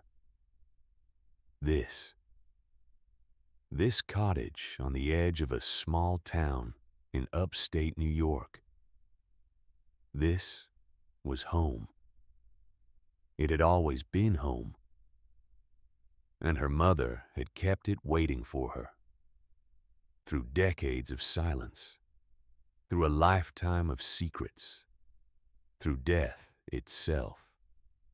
Colleen Dunmore had reached across 34 years and handed her daughter exactly what she needed, exactly when she needed it. Lorraine sat on the porch until the stars came out. She didn't cry this time. She just breathed.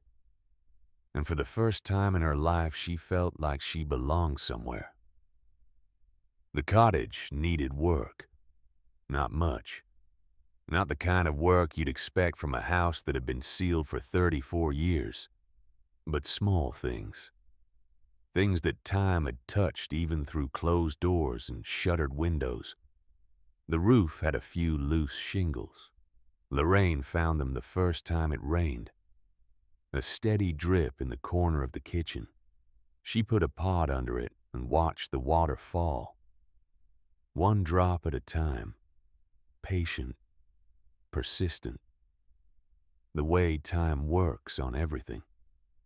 The plumbing groaned when she turned on the faucets. The pipes had been dry for decades, and they complained at being asked to work again.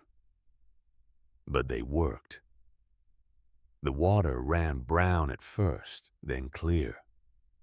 The well pump chugged and wheezed but kept pumping. The wiring was old.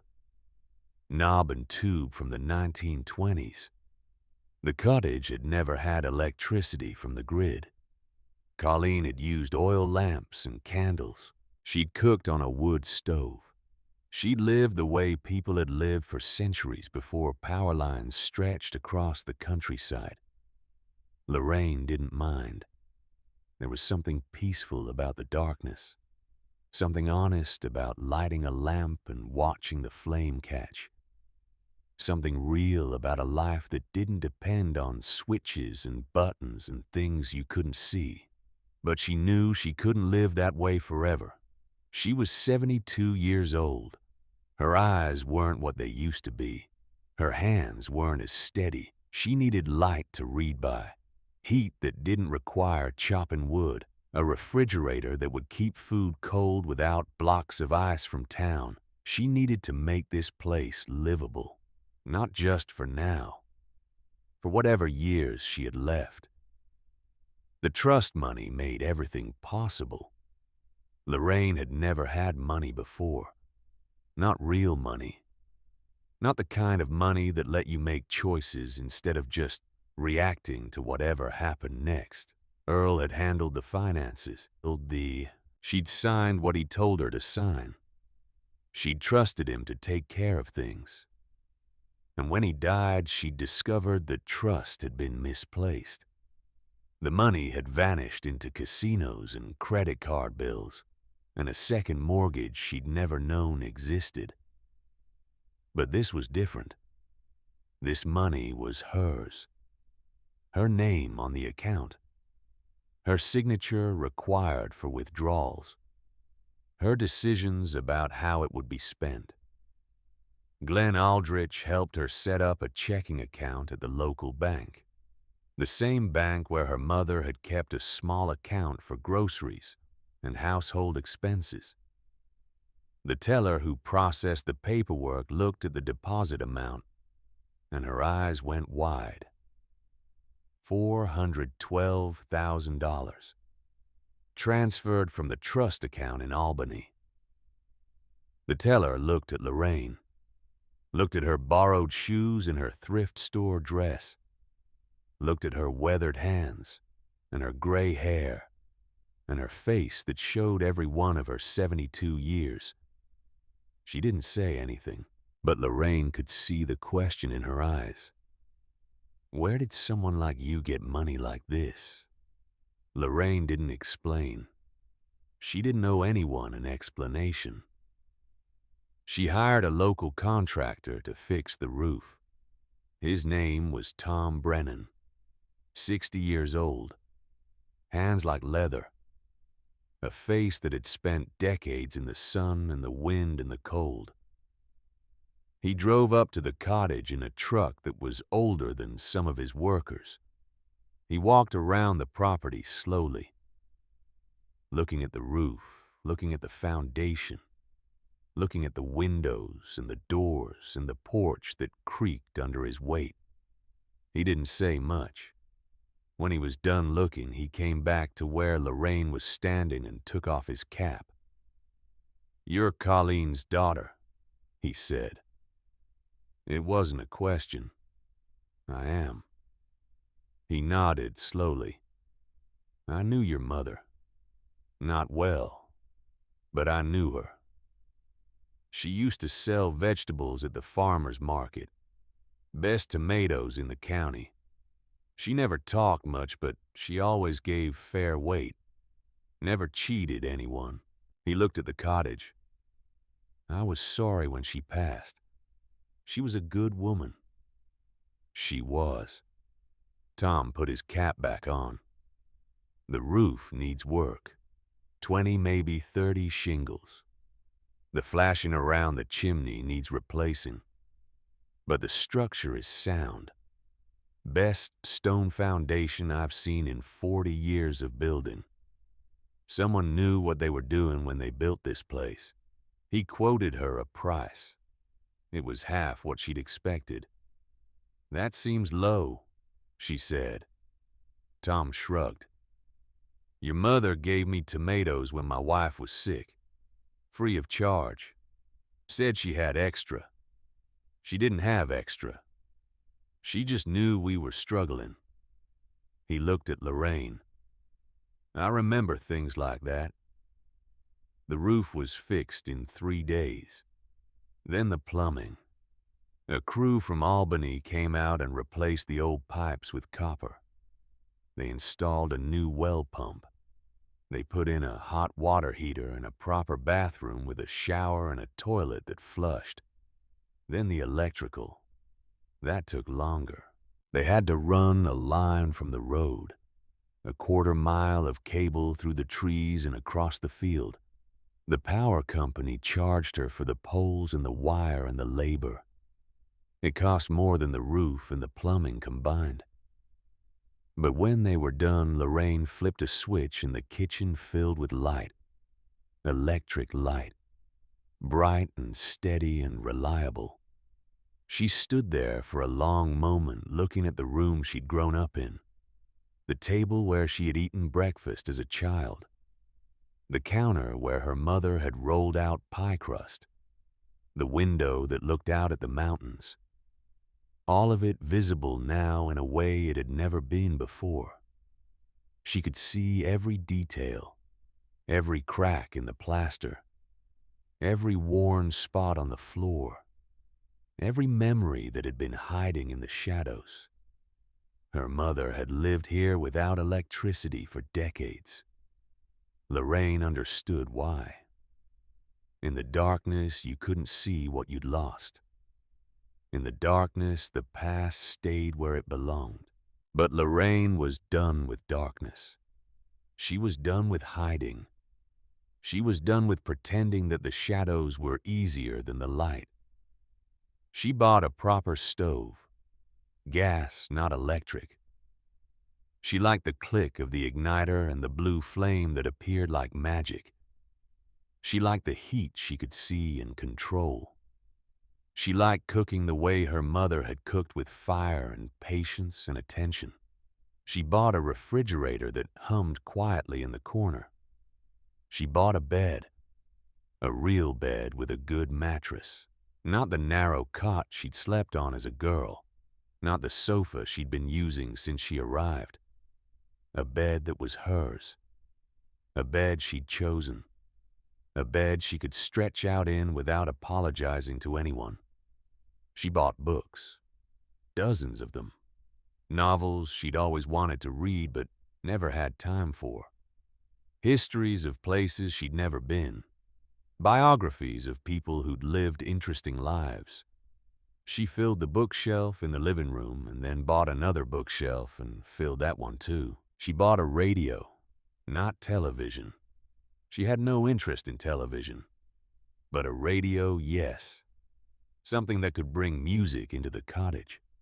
Something that could fill the silence when the silence got too heavy. She tuned it to a station that played old songs. Songs from the 40s and 50s. Songs her mother used to hum while she worked at the sewing machine. The first time she heard one of those songs, Lorraine had to sit down. The melody hit her like a physical blow. Her mother's voice, not on the radio, in her memory, singing that same song while she stitched hems and mended tears, singing quietly, almost to herself, as if she'd forgotten anyone was listening. Lorraine sat in the rocking chair and let the music wash over her.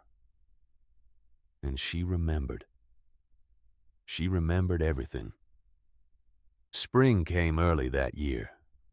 The snow melted fast. The creek rose with runoff from the mountains. The fields turned from brown to green so quickly, it seemed like magic. Lorraine planted a garden.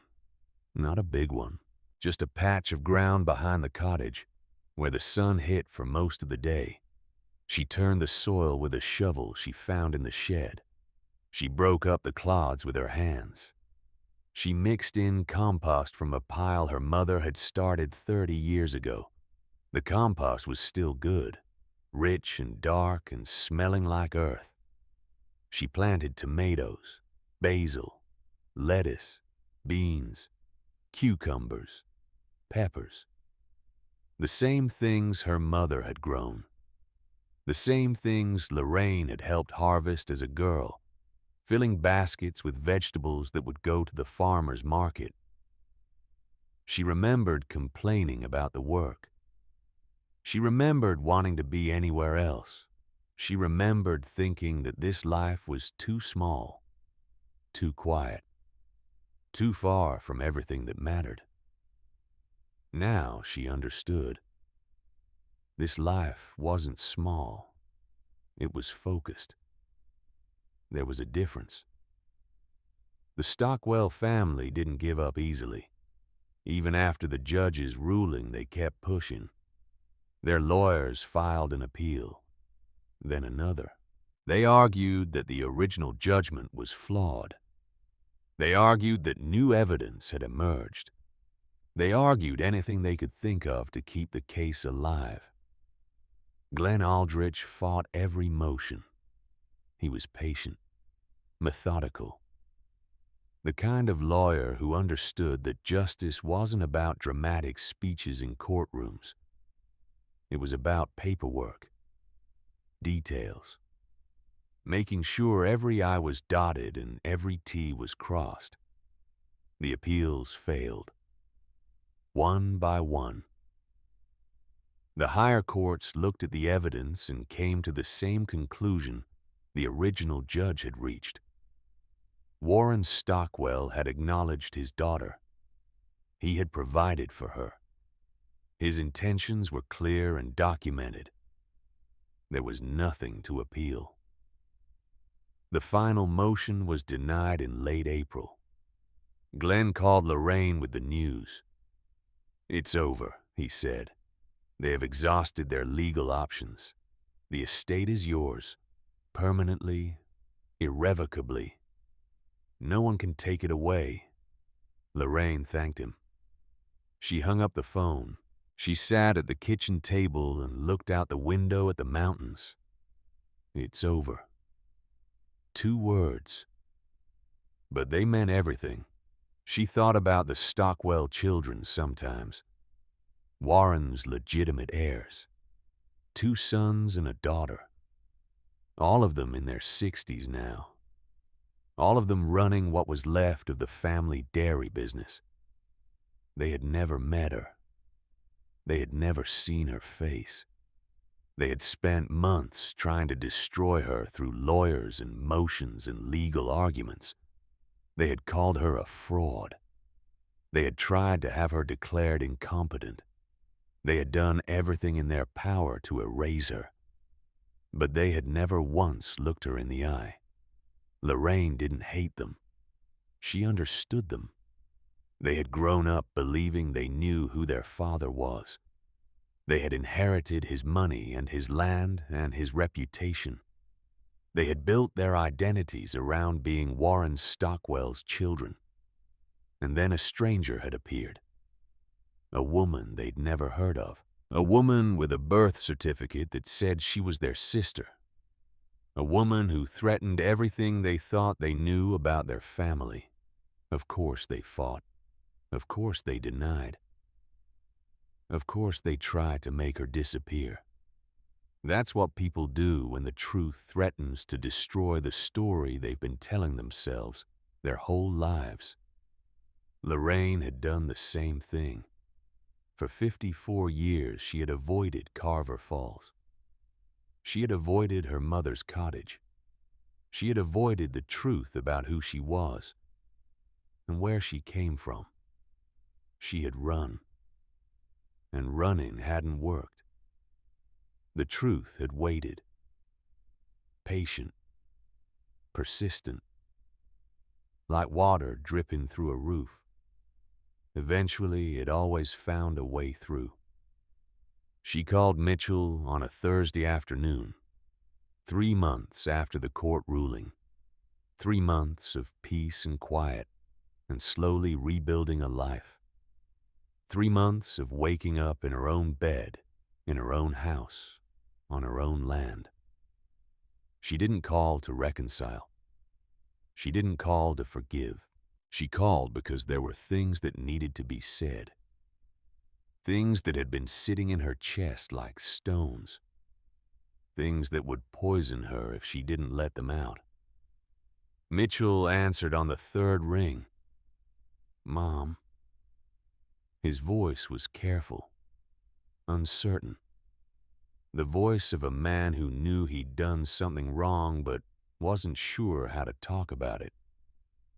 Mitchell. Silence.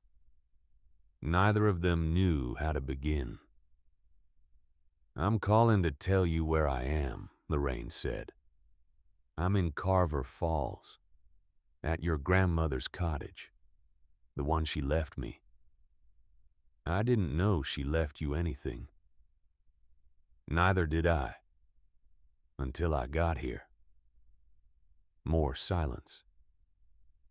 "Are you okay?" Mitchell asked. "I'm better than okay. I'm better than I've been in years." She could hear him breathing on the other end of the line, slow, heavy. The breathing of a man who wanted to say something but couldn't find the words. "Mom, I'm sorry. About what happened. About how it happened. I should have... You should have done a lot of things," Lorraine said. "You should have stood up for me. You should have told your wife that I deserve better. You should have given me one more day to pack my things. You should have been my son." Her voice was steady. She wasn't angry. She was just stating facts. "I didn't throw you out," Mitchell said. "That was Brenda. I didn't..." "You stood there," Lorraine said. "You stood there with your hands in your pockets, and you let it happen. You didn't throw me out, but you didn't stop her either. That's the same thing, Mitchell. That's exactly the same thing." He didn't argue. He couldn't argue. She was right, and they both knew it. "I'm not calling to make you feel bad," Lorraine said. "I'm calling because I want you to know that I'm okay. I have a home. I have money. I have everything I need. You don't have to worry about me. You don't have to feel guilty about me. I'm fine." "Mom, I'm not closing the door," she said. "I'm not saying we can never talk again, but I'm not opening it either. Not yet. Maybe not ever. That depends on you, on whether you can be the man I raised you to be." She paused. "I love you, Mitchell. I've always loved you. But love isn't enough. Not anymore. Not after what happened." She hung up before he could respond. The call had lasted 90 seconds. It was enough. The seasons changed. Summer came hot and dry. Lorraine watered her garden every morning before the sun got too high. She picked tomatoes and basil and made sauce in the kitchen with the windows open and the radio playing old songs. She walked the property, all 42 acres of it, through fields where wildflowers grew waist-high, through forests where the trees were so tall they blocked out the sky, along the creek where the water ran cold and clear over smooth stones. She learned every inch of it, every hill, every hollow, every place where the light fell just right in the late afternoon. This was hers. This land that Warren Stockwell had bought for her before she was born. This land that Colleen Dunmore had protected for half a century. This land that had been waiting for her while she lived her small, quiet, invisible life somewhere else. She thought about selling it sometimes. Developers had come calling. Word had gotten out about the Stockwell estate ruling. People with money saw opportunity. They sent letters, they left messages. They showed up at the cottage with business cards and earnest expressions. Lorraine turned them all away. She didn't need more money. She had enough. What she needed was this: the land, the cottage, the view of the mountains, the sound of the creek, the smell of pine in the morning and wood smoke in the evening. She needed to belong somewhere. And she did. Finally, after 72 years, she belonged. Autumn brought color to the mountains, red and orange and gold, the kind of colors you only see in places where the summers are hot and the winters are cold, and the trees have learned to put on one last show before they sleep. Lorraine sat on the porch and watched the leaves change. She had a cup of tea in her hands. The same tin cup she'd drunk from as a child. The same tin cup her mother had used for 40 years. It was dented now. The enamel was worn away in spots, but it still held liquid. It still did its job. Some things lasted. Some things were built to endure. She thought about that a lot these days. Her mother had built something that lasted, not just the cottage or the trust or the legal documents in the cellar. Something bigger than that. A safety net stretched across decades. A gift that couldn't be given until the time was right. Colleen Dunmore had known her daughter. She had known that Lorraine would need help someday. She had known that the world would push her to the breaking point. She had known that there would come a moment when her daughter had nothing left. And she had prepared for that moment. For 50 years. Quietly. Patiently. Without ever saying a word. That was love. Not the kind of love you talked about or celebrated or wrote on greeting cards. The kind of love that showed up. The kind of love that did the work. The kind of love that waited as long as it needed to wait. The first snow came early in December. Lorraine woke up to a white world. The fields were covered. The trees were frosted. The mountains had disappeared behind a curtain of falling flakes. She made coffee and stood at the window and watched. The cottage was warm now. She had hired someone to install a proper heating system, not the wood stove her mother had used. A furnace that ran on propane, clean and efficient and automatic. It kept the cottage at 70 degrees no matter how cold it got outside. Her mother would have thought it was extravagant. Maybe it was. But Lorraine was 73 years old. She had earned a little extravagance. She had earned a lot of things. The snow kept falling all day. By evening, there were 6 inches on the ground. The world was silent, muffled. The kind of silence that only comes with heavy snow. Lorraine built a fire anyway, not for warmth. The furnace handled that. For the sound, for the smell, for the way the flames danced and cast shadows on the walls. She sat in her mother's rocking chair and watched the fire burn. And she thought about all the things she had lost. Her husband, her home, her savings, her son. 8 years of her life spent trying to be invisible in someone else's house. She thought about all the things she had found. A cottage that had been waiting for her. A mother's love that had outlasted death.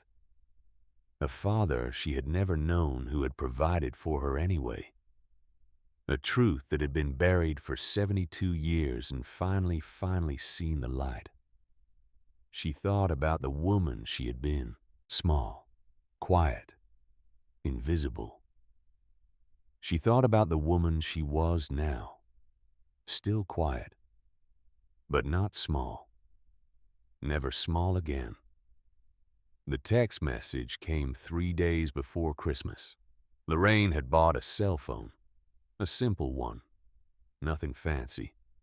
Just something so she could make calls and receive them without being tied to the landline. She didn't use it much, but it buzzed one afternoon while she was reading by the window. She looked at the screen. Unknown number. She almost ignored it, but something made her open it anyway. The message was short. Grandma. Are you okay? It's Audrey. Lorraine stared at the words. Audrey. Her granddaughter. Mitchell's daughter. 17 years old. A senior in high school. The quiet one. The one who always had her nose in a book. The one who reminded Lorraine of herself at that age. Audrey had been in the house that morning. The morning Brenda had thrown her out. Audrey had been upstairs. She must have heard everything. The arguing, the door slamming, the sound of a suitcase hitting concrete. She hadn't come downstairs. She hadn't said anything. She had stayed in her room and let it happen. Lorraine had tried not to blame her. She was just a teenager. What was she supposed to do? Stand up to her mother? Defy her parents? Put herself in the middle of a situation no child should have to navigate? But there had been hurt there. A small wound that hadn't quite healed. Lorraine looked at the message for a long time. Then she typed a response. I'm better than okay. Come see for yourself. She added the address. She hit send. And she waited. Audrey arrived on a Saturday. 6 hours in a used Honda with bad shocks and a heater that only worked sometimes. She pulled up to the cottage in the late morning with snow still on the ground and frost on the windshield. Lorraine watched her get out of the car.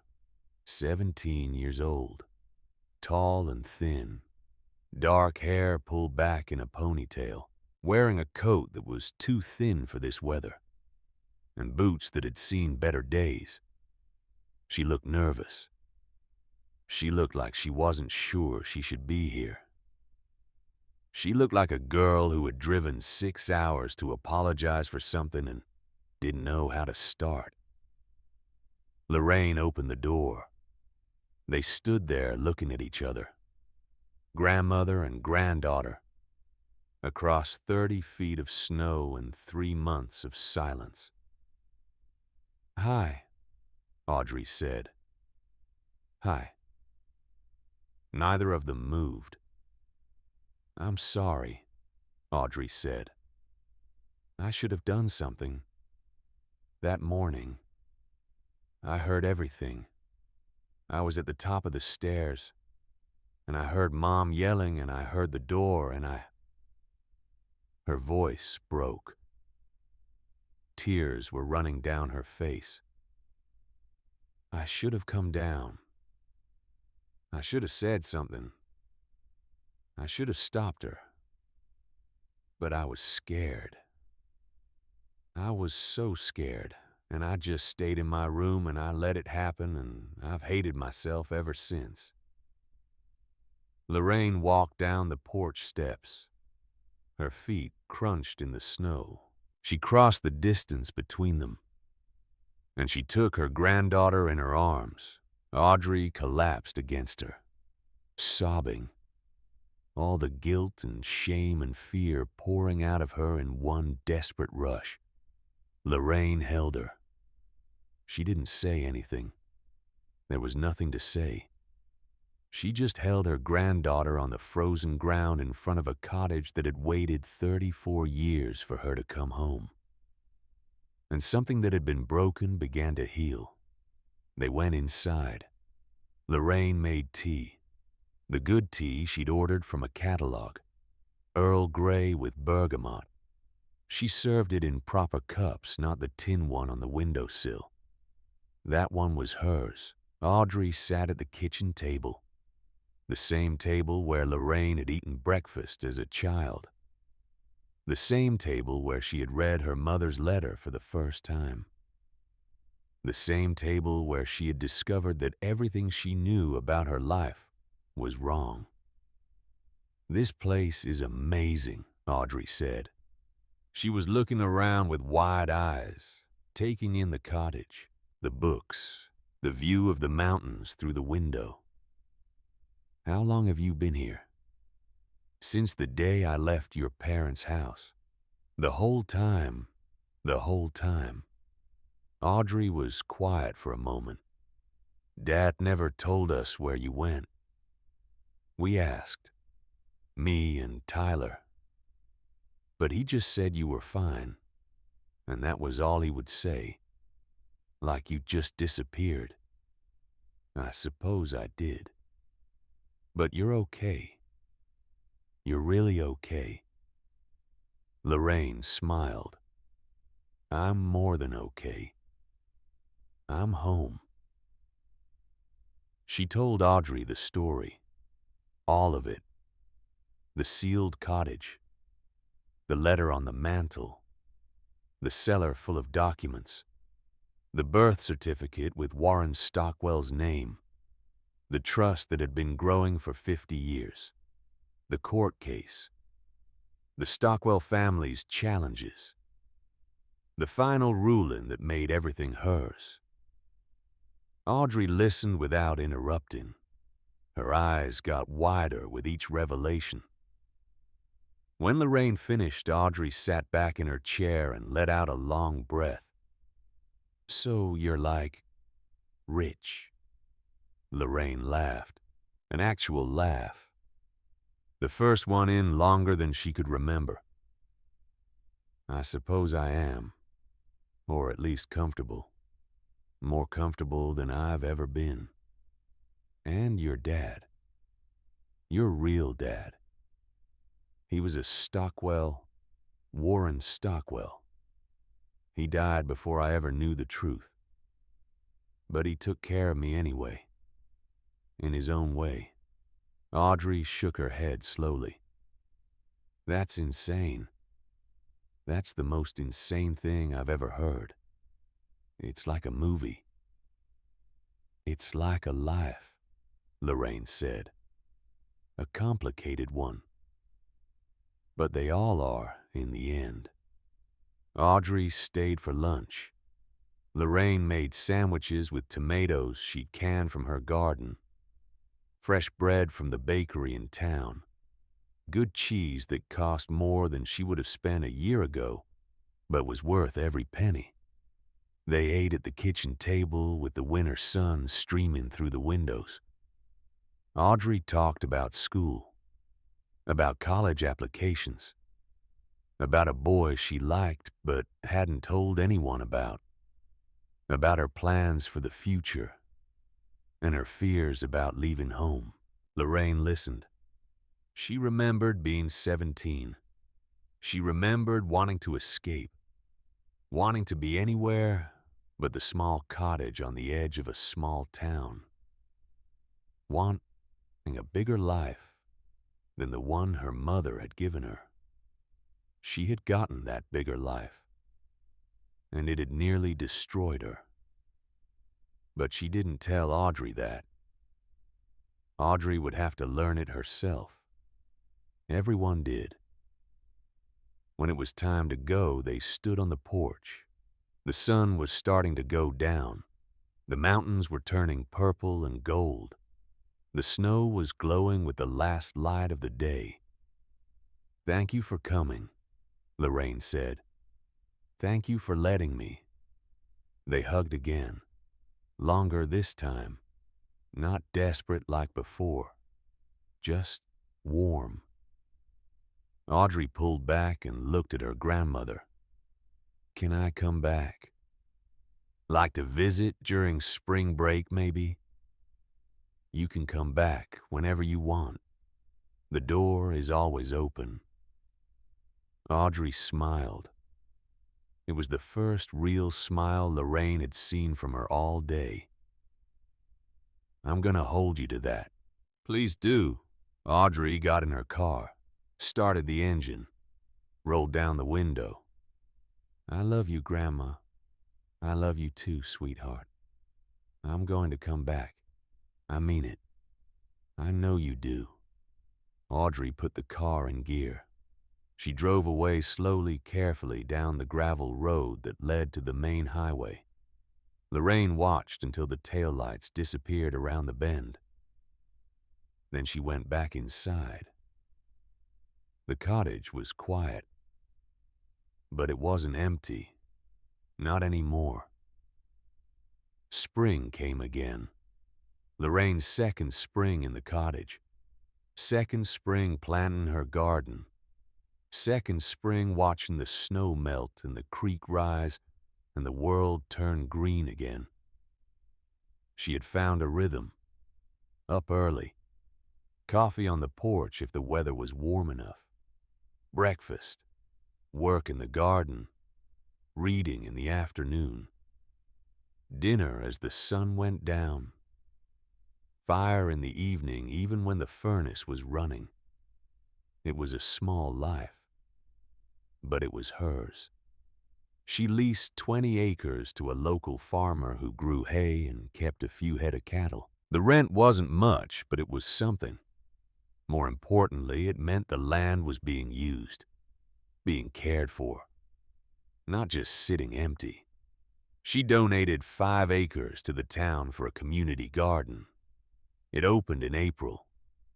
20 raised beds where anyone could grow vegetables. A fence to keep out the deer. A small shed for tools and seeds. A sign that said, Dunmore Community Garden in letters painted by the local high school art class. Lorraine was there on opening day. She didn't make a speech. She didn't want attention. But she stood in the corner and watched as families came to claim their plots, as children ran between the beds, as people who had never grown anything before got their hands dirty for the first time. Her mother would have approved. Colleen Dunmore had believed in growing things, in putting seeds in the ground and trusting them to become something more. She had done that with land, with money, with secrets. And she had done it with her daughter. Lorraine kept the rest of the land wild. The forests, the fields, the creek bank. Deer moved through the trees at dusk. Red-tailed hawks circled in the afternoon. The creek ran cold and clear and full of fish that nobody caught because nobody needed to. It was quiet. The kind of quiet that had nothing to do with silence. The kind of quiet that came from peace. Lorraine walked the property every day that the weather allowed. Through the fields her mother had protected. Along the creek her father had bought. Under the trees that had been growing since before any of them were born. She belonged to this land, and it belonged to her. Glenn Aldrich called her one afternoon in late summer. "There's something I thought you should know," he said. "The Stockwell children. They've been asking about you. Asking how, not through lawyers this time, personally. The daughter, Catherine, named after her mother. She called my office, said she wanted to talk." Lorraine was silent. She said she wanted to apologize for the way they handled things, for the accusations, for trying to take away what was rightfully yours. Does she mean it? Hard to say, but she sounded sincere. She said she's been thinking about it a lot, about what her father did, about the choices he made, about you. Lorraine thought about it. Her half-sister, a woman she'd never met, a woman who had tried to destroy her 6 months ago, a woman who shared the same father. "What do you think I should do?" Lorraine asked. "I think that's entirely up to you. You don't owe them anything. Not forgiveness, not conversation, not a single thing. But the offer is there, if you ever want to take it." Lorraine thanked him. She hung up. She sat at the kitchen table and thought about it for a long time. She didn't call Catherine Stockwell, not that day. Maybe someday, but not yet. Some doors needed more time before they could open. Lorraine turned 73 in October. Audrey came up for the weekend. She brought a cake she'd baked herself. Chocolate with chocolate frosting. A little lopsided. a little overcooked on one side. Perfect. They ate it on the porch with the autumn colors blazing on the mountains. "This is the best birthday I've had in years," Lorraine said. "It's just cake and mountains. Sometimes that's enough. Sometimes that's everything." Audrey smiled.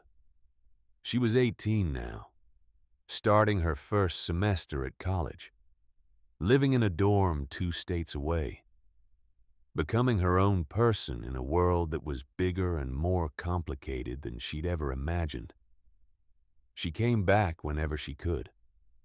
Spring break, summer vacation, long weekends when she could swing it. The cottage had become her refuge, too.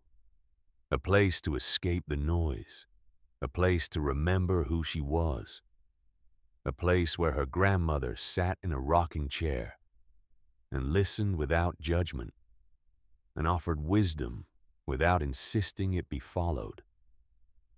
Lorraine never asked about Mitchell. Audrey never offered. Some silences were better left alone. Winter came again, Lorraine's second winter in the cottage. She knew what to expect now. The snow, the cold, the long nights and the short days. She was ready. The pantry was stocked. The firewood was stacked. The furnace was serviced and running smoothly. She had everything she needed. She sat by the window on Christmas Eve, watching the snow fall. The tin cup was on the windowsill.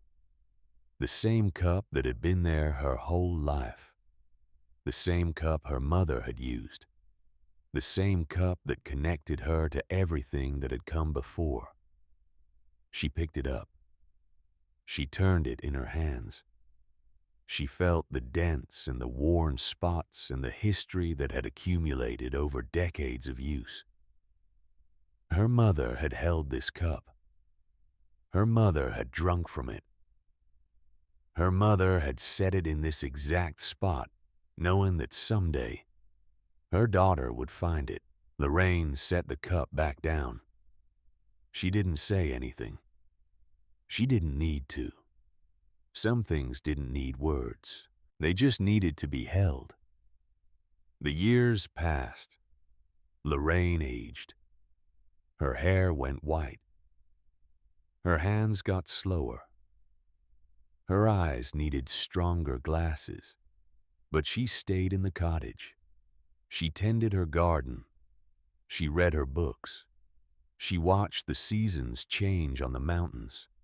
She welcomed Audrey when she came and held space for her when she couldn't. She never heard from Mitchell. He never called, never visited, never reached out. She made peace with that.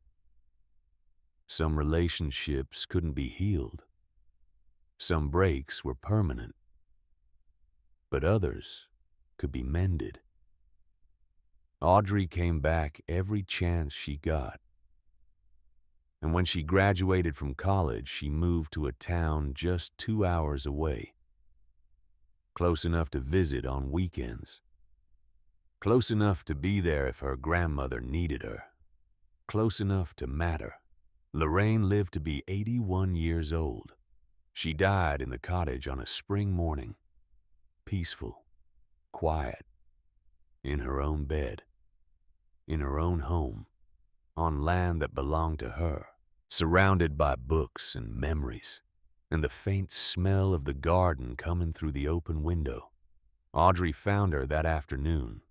She had come up for the weekend.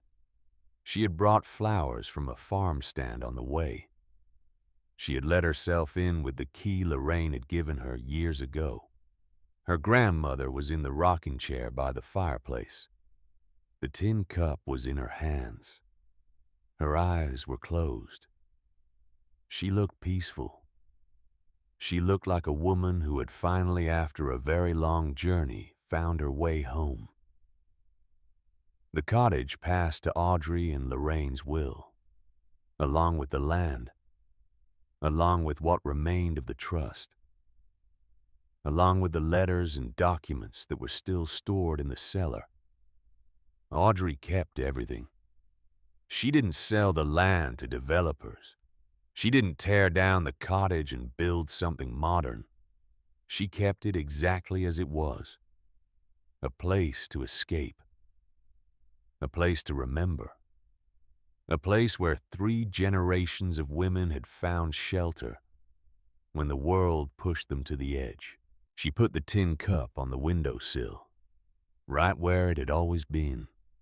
And sometimes on quiet evenings, she picked it up and turned it in her hands and thought about her grandmother, about a woman who had been thrown out of her own son's house with $2 and nowhere to go, about a woman who had walked on bleeding feet to a cottage that had been waiting for her, about a woman who had claimed her name, her inheritance, her truth, about a woman who had turned exile into homecoming, loss into legacy, $2 into everything. Audrey set the cup back down. She looked out the window at the mountains, and she understood. Her grandmother hadn't left her a cottage. She had left her a second chance. The same thing her great-grandmother had left Lorraine. The same gift passed down through generations. Not money, not land, not property. Love. The kind of love that didn't announce itself. The kind of love that didn't need to be thanked. The kind of love that just showed up. Decades after the person who planted it was gone. Exactly when you needed it most. Hidden in a cellar. Sealed in an envelope. Waiting for you to come home.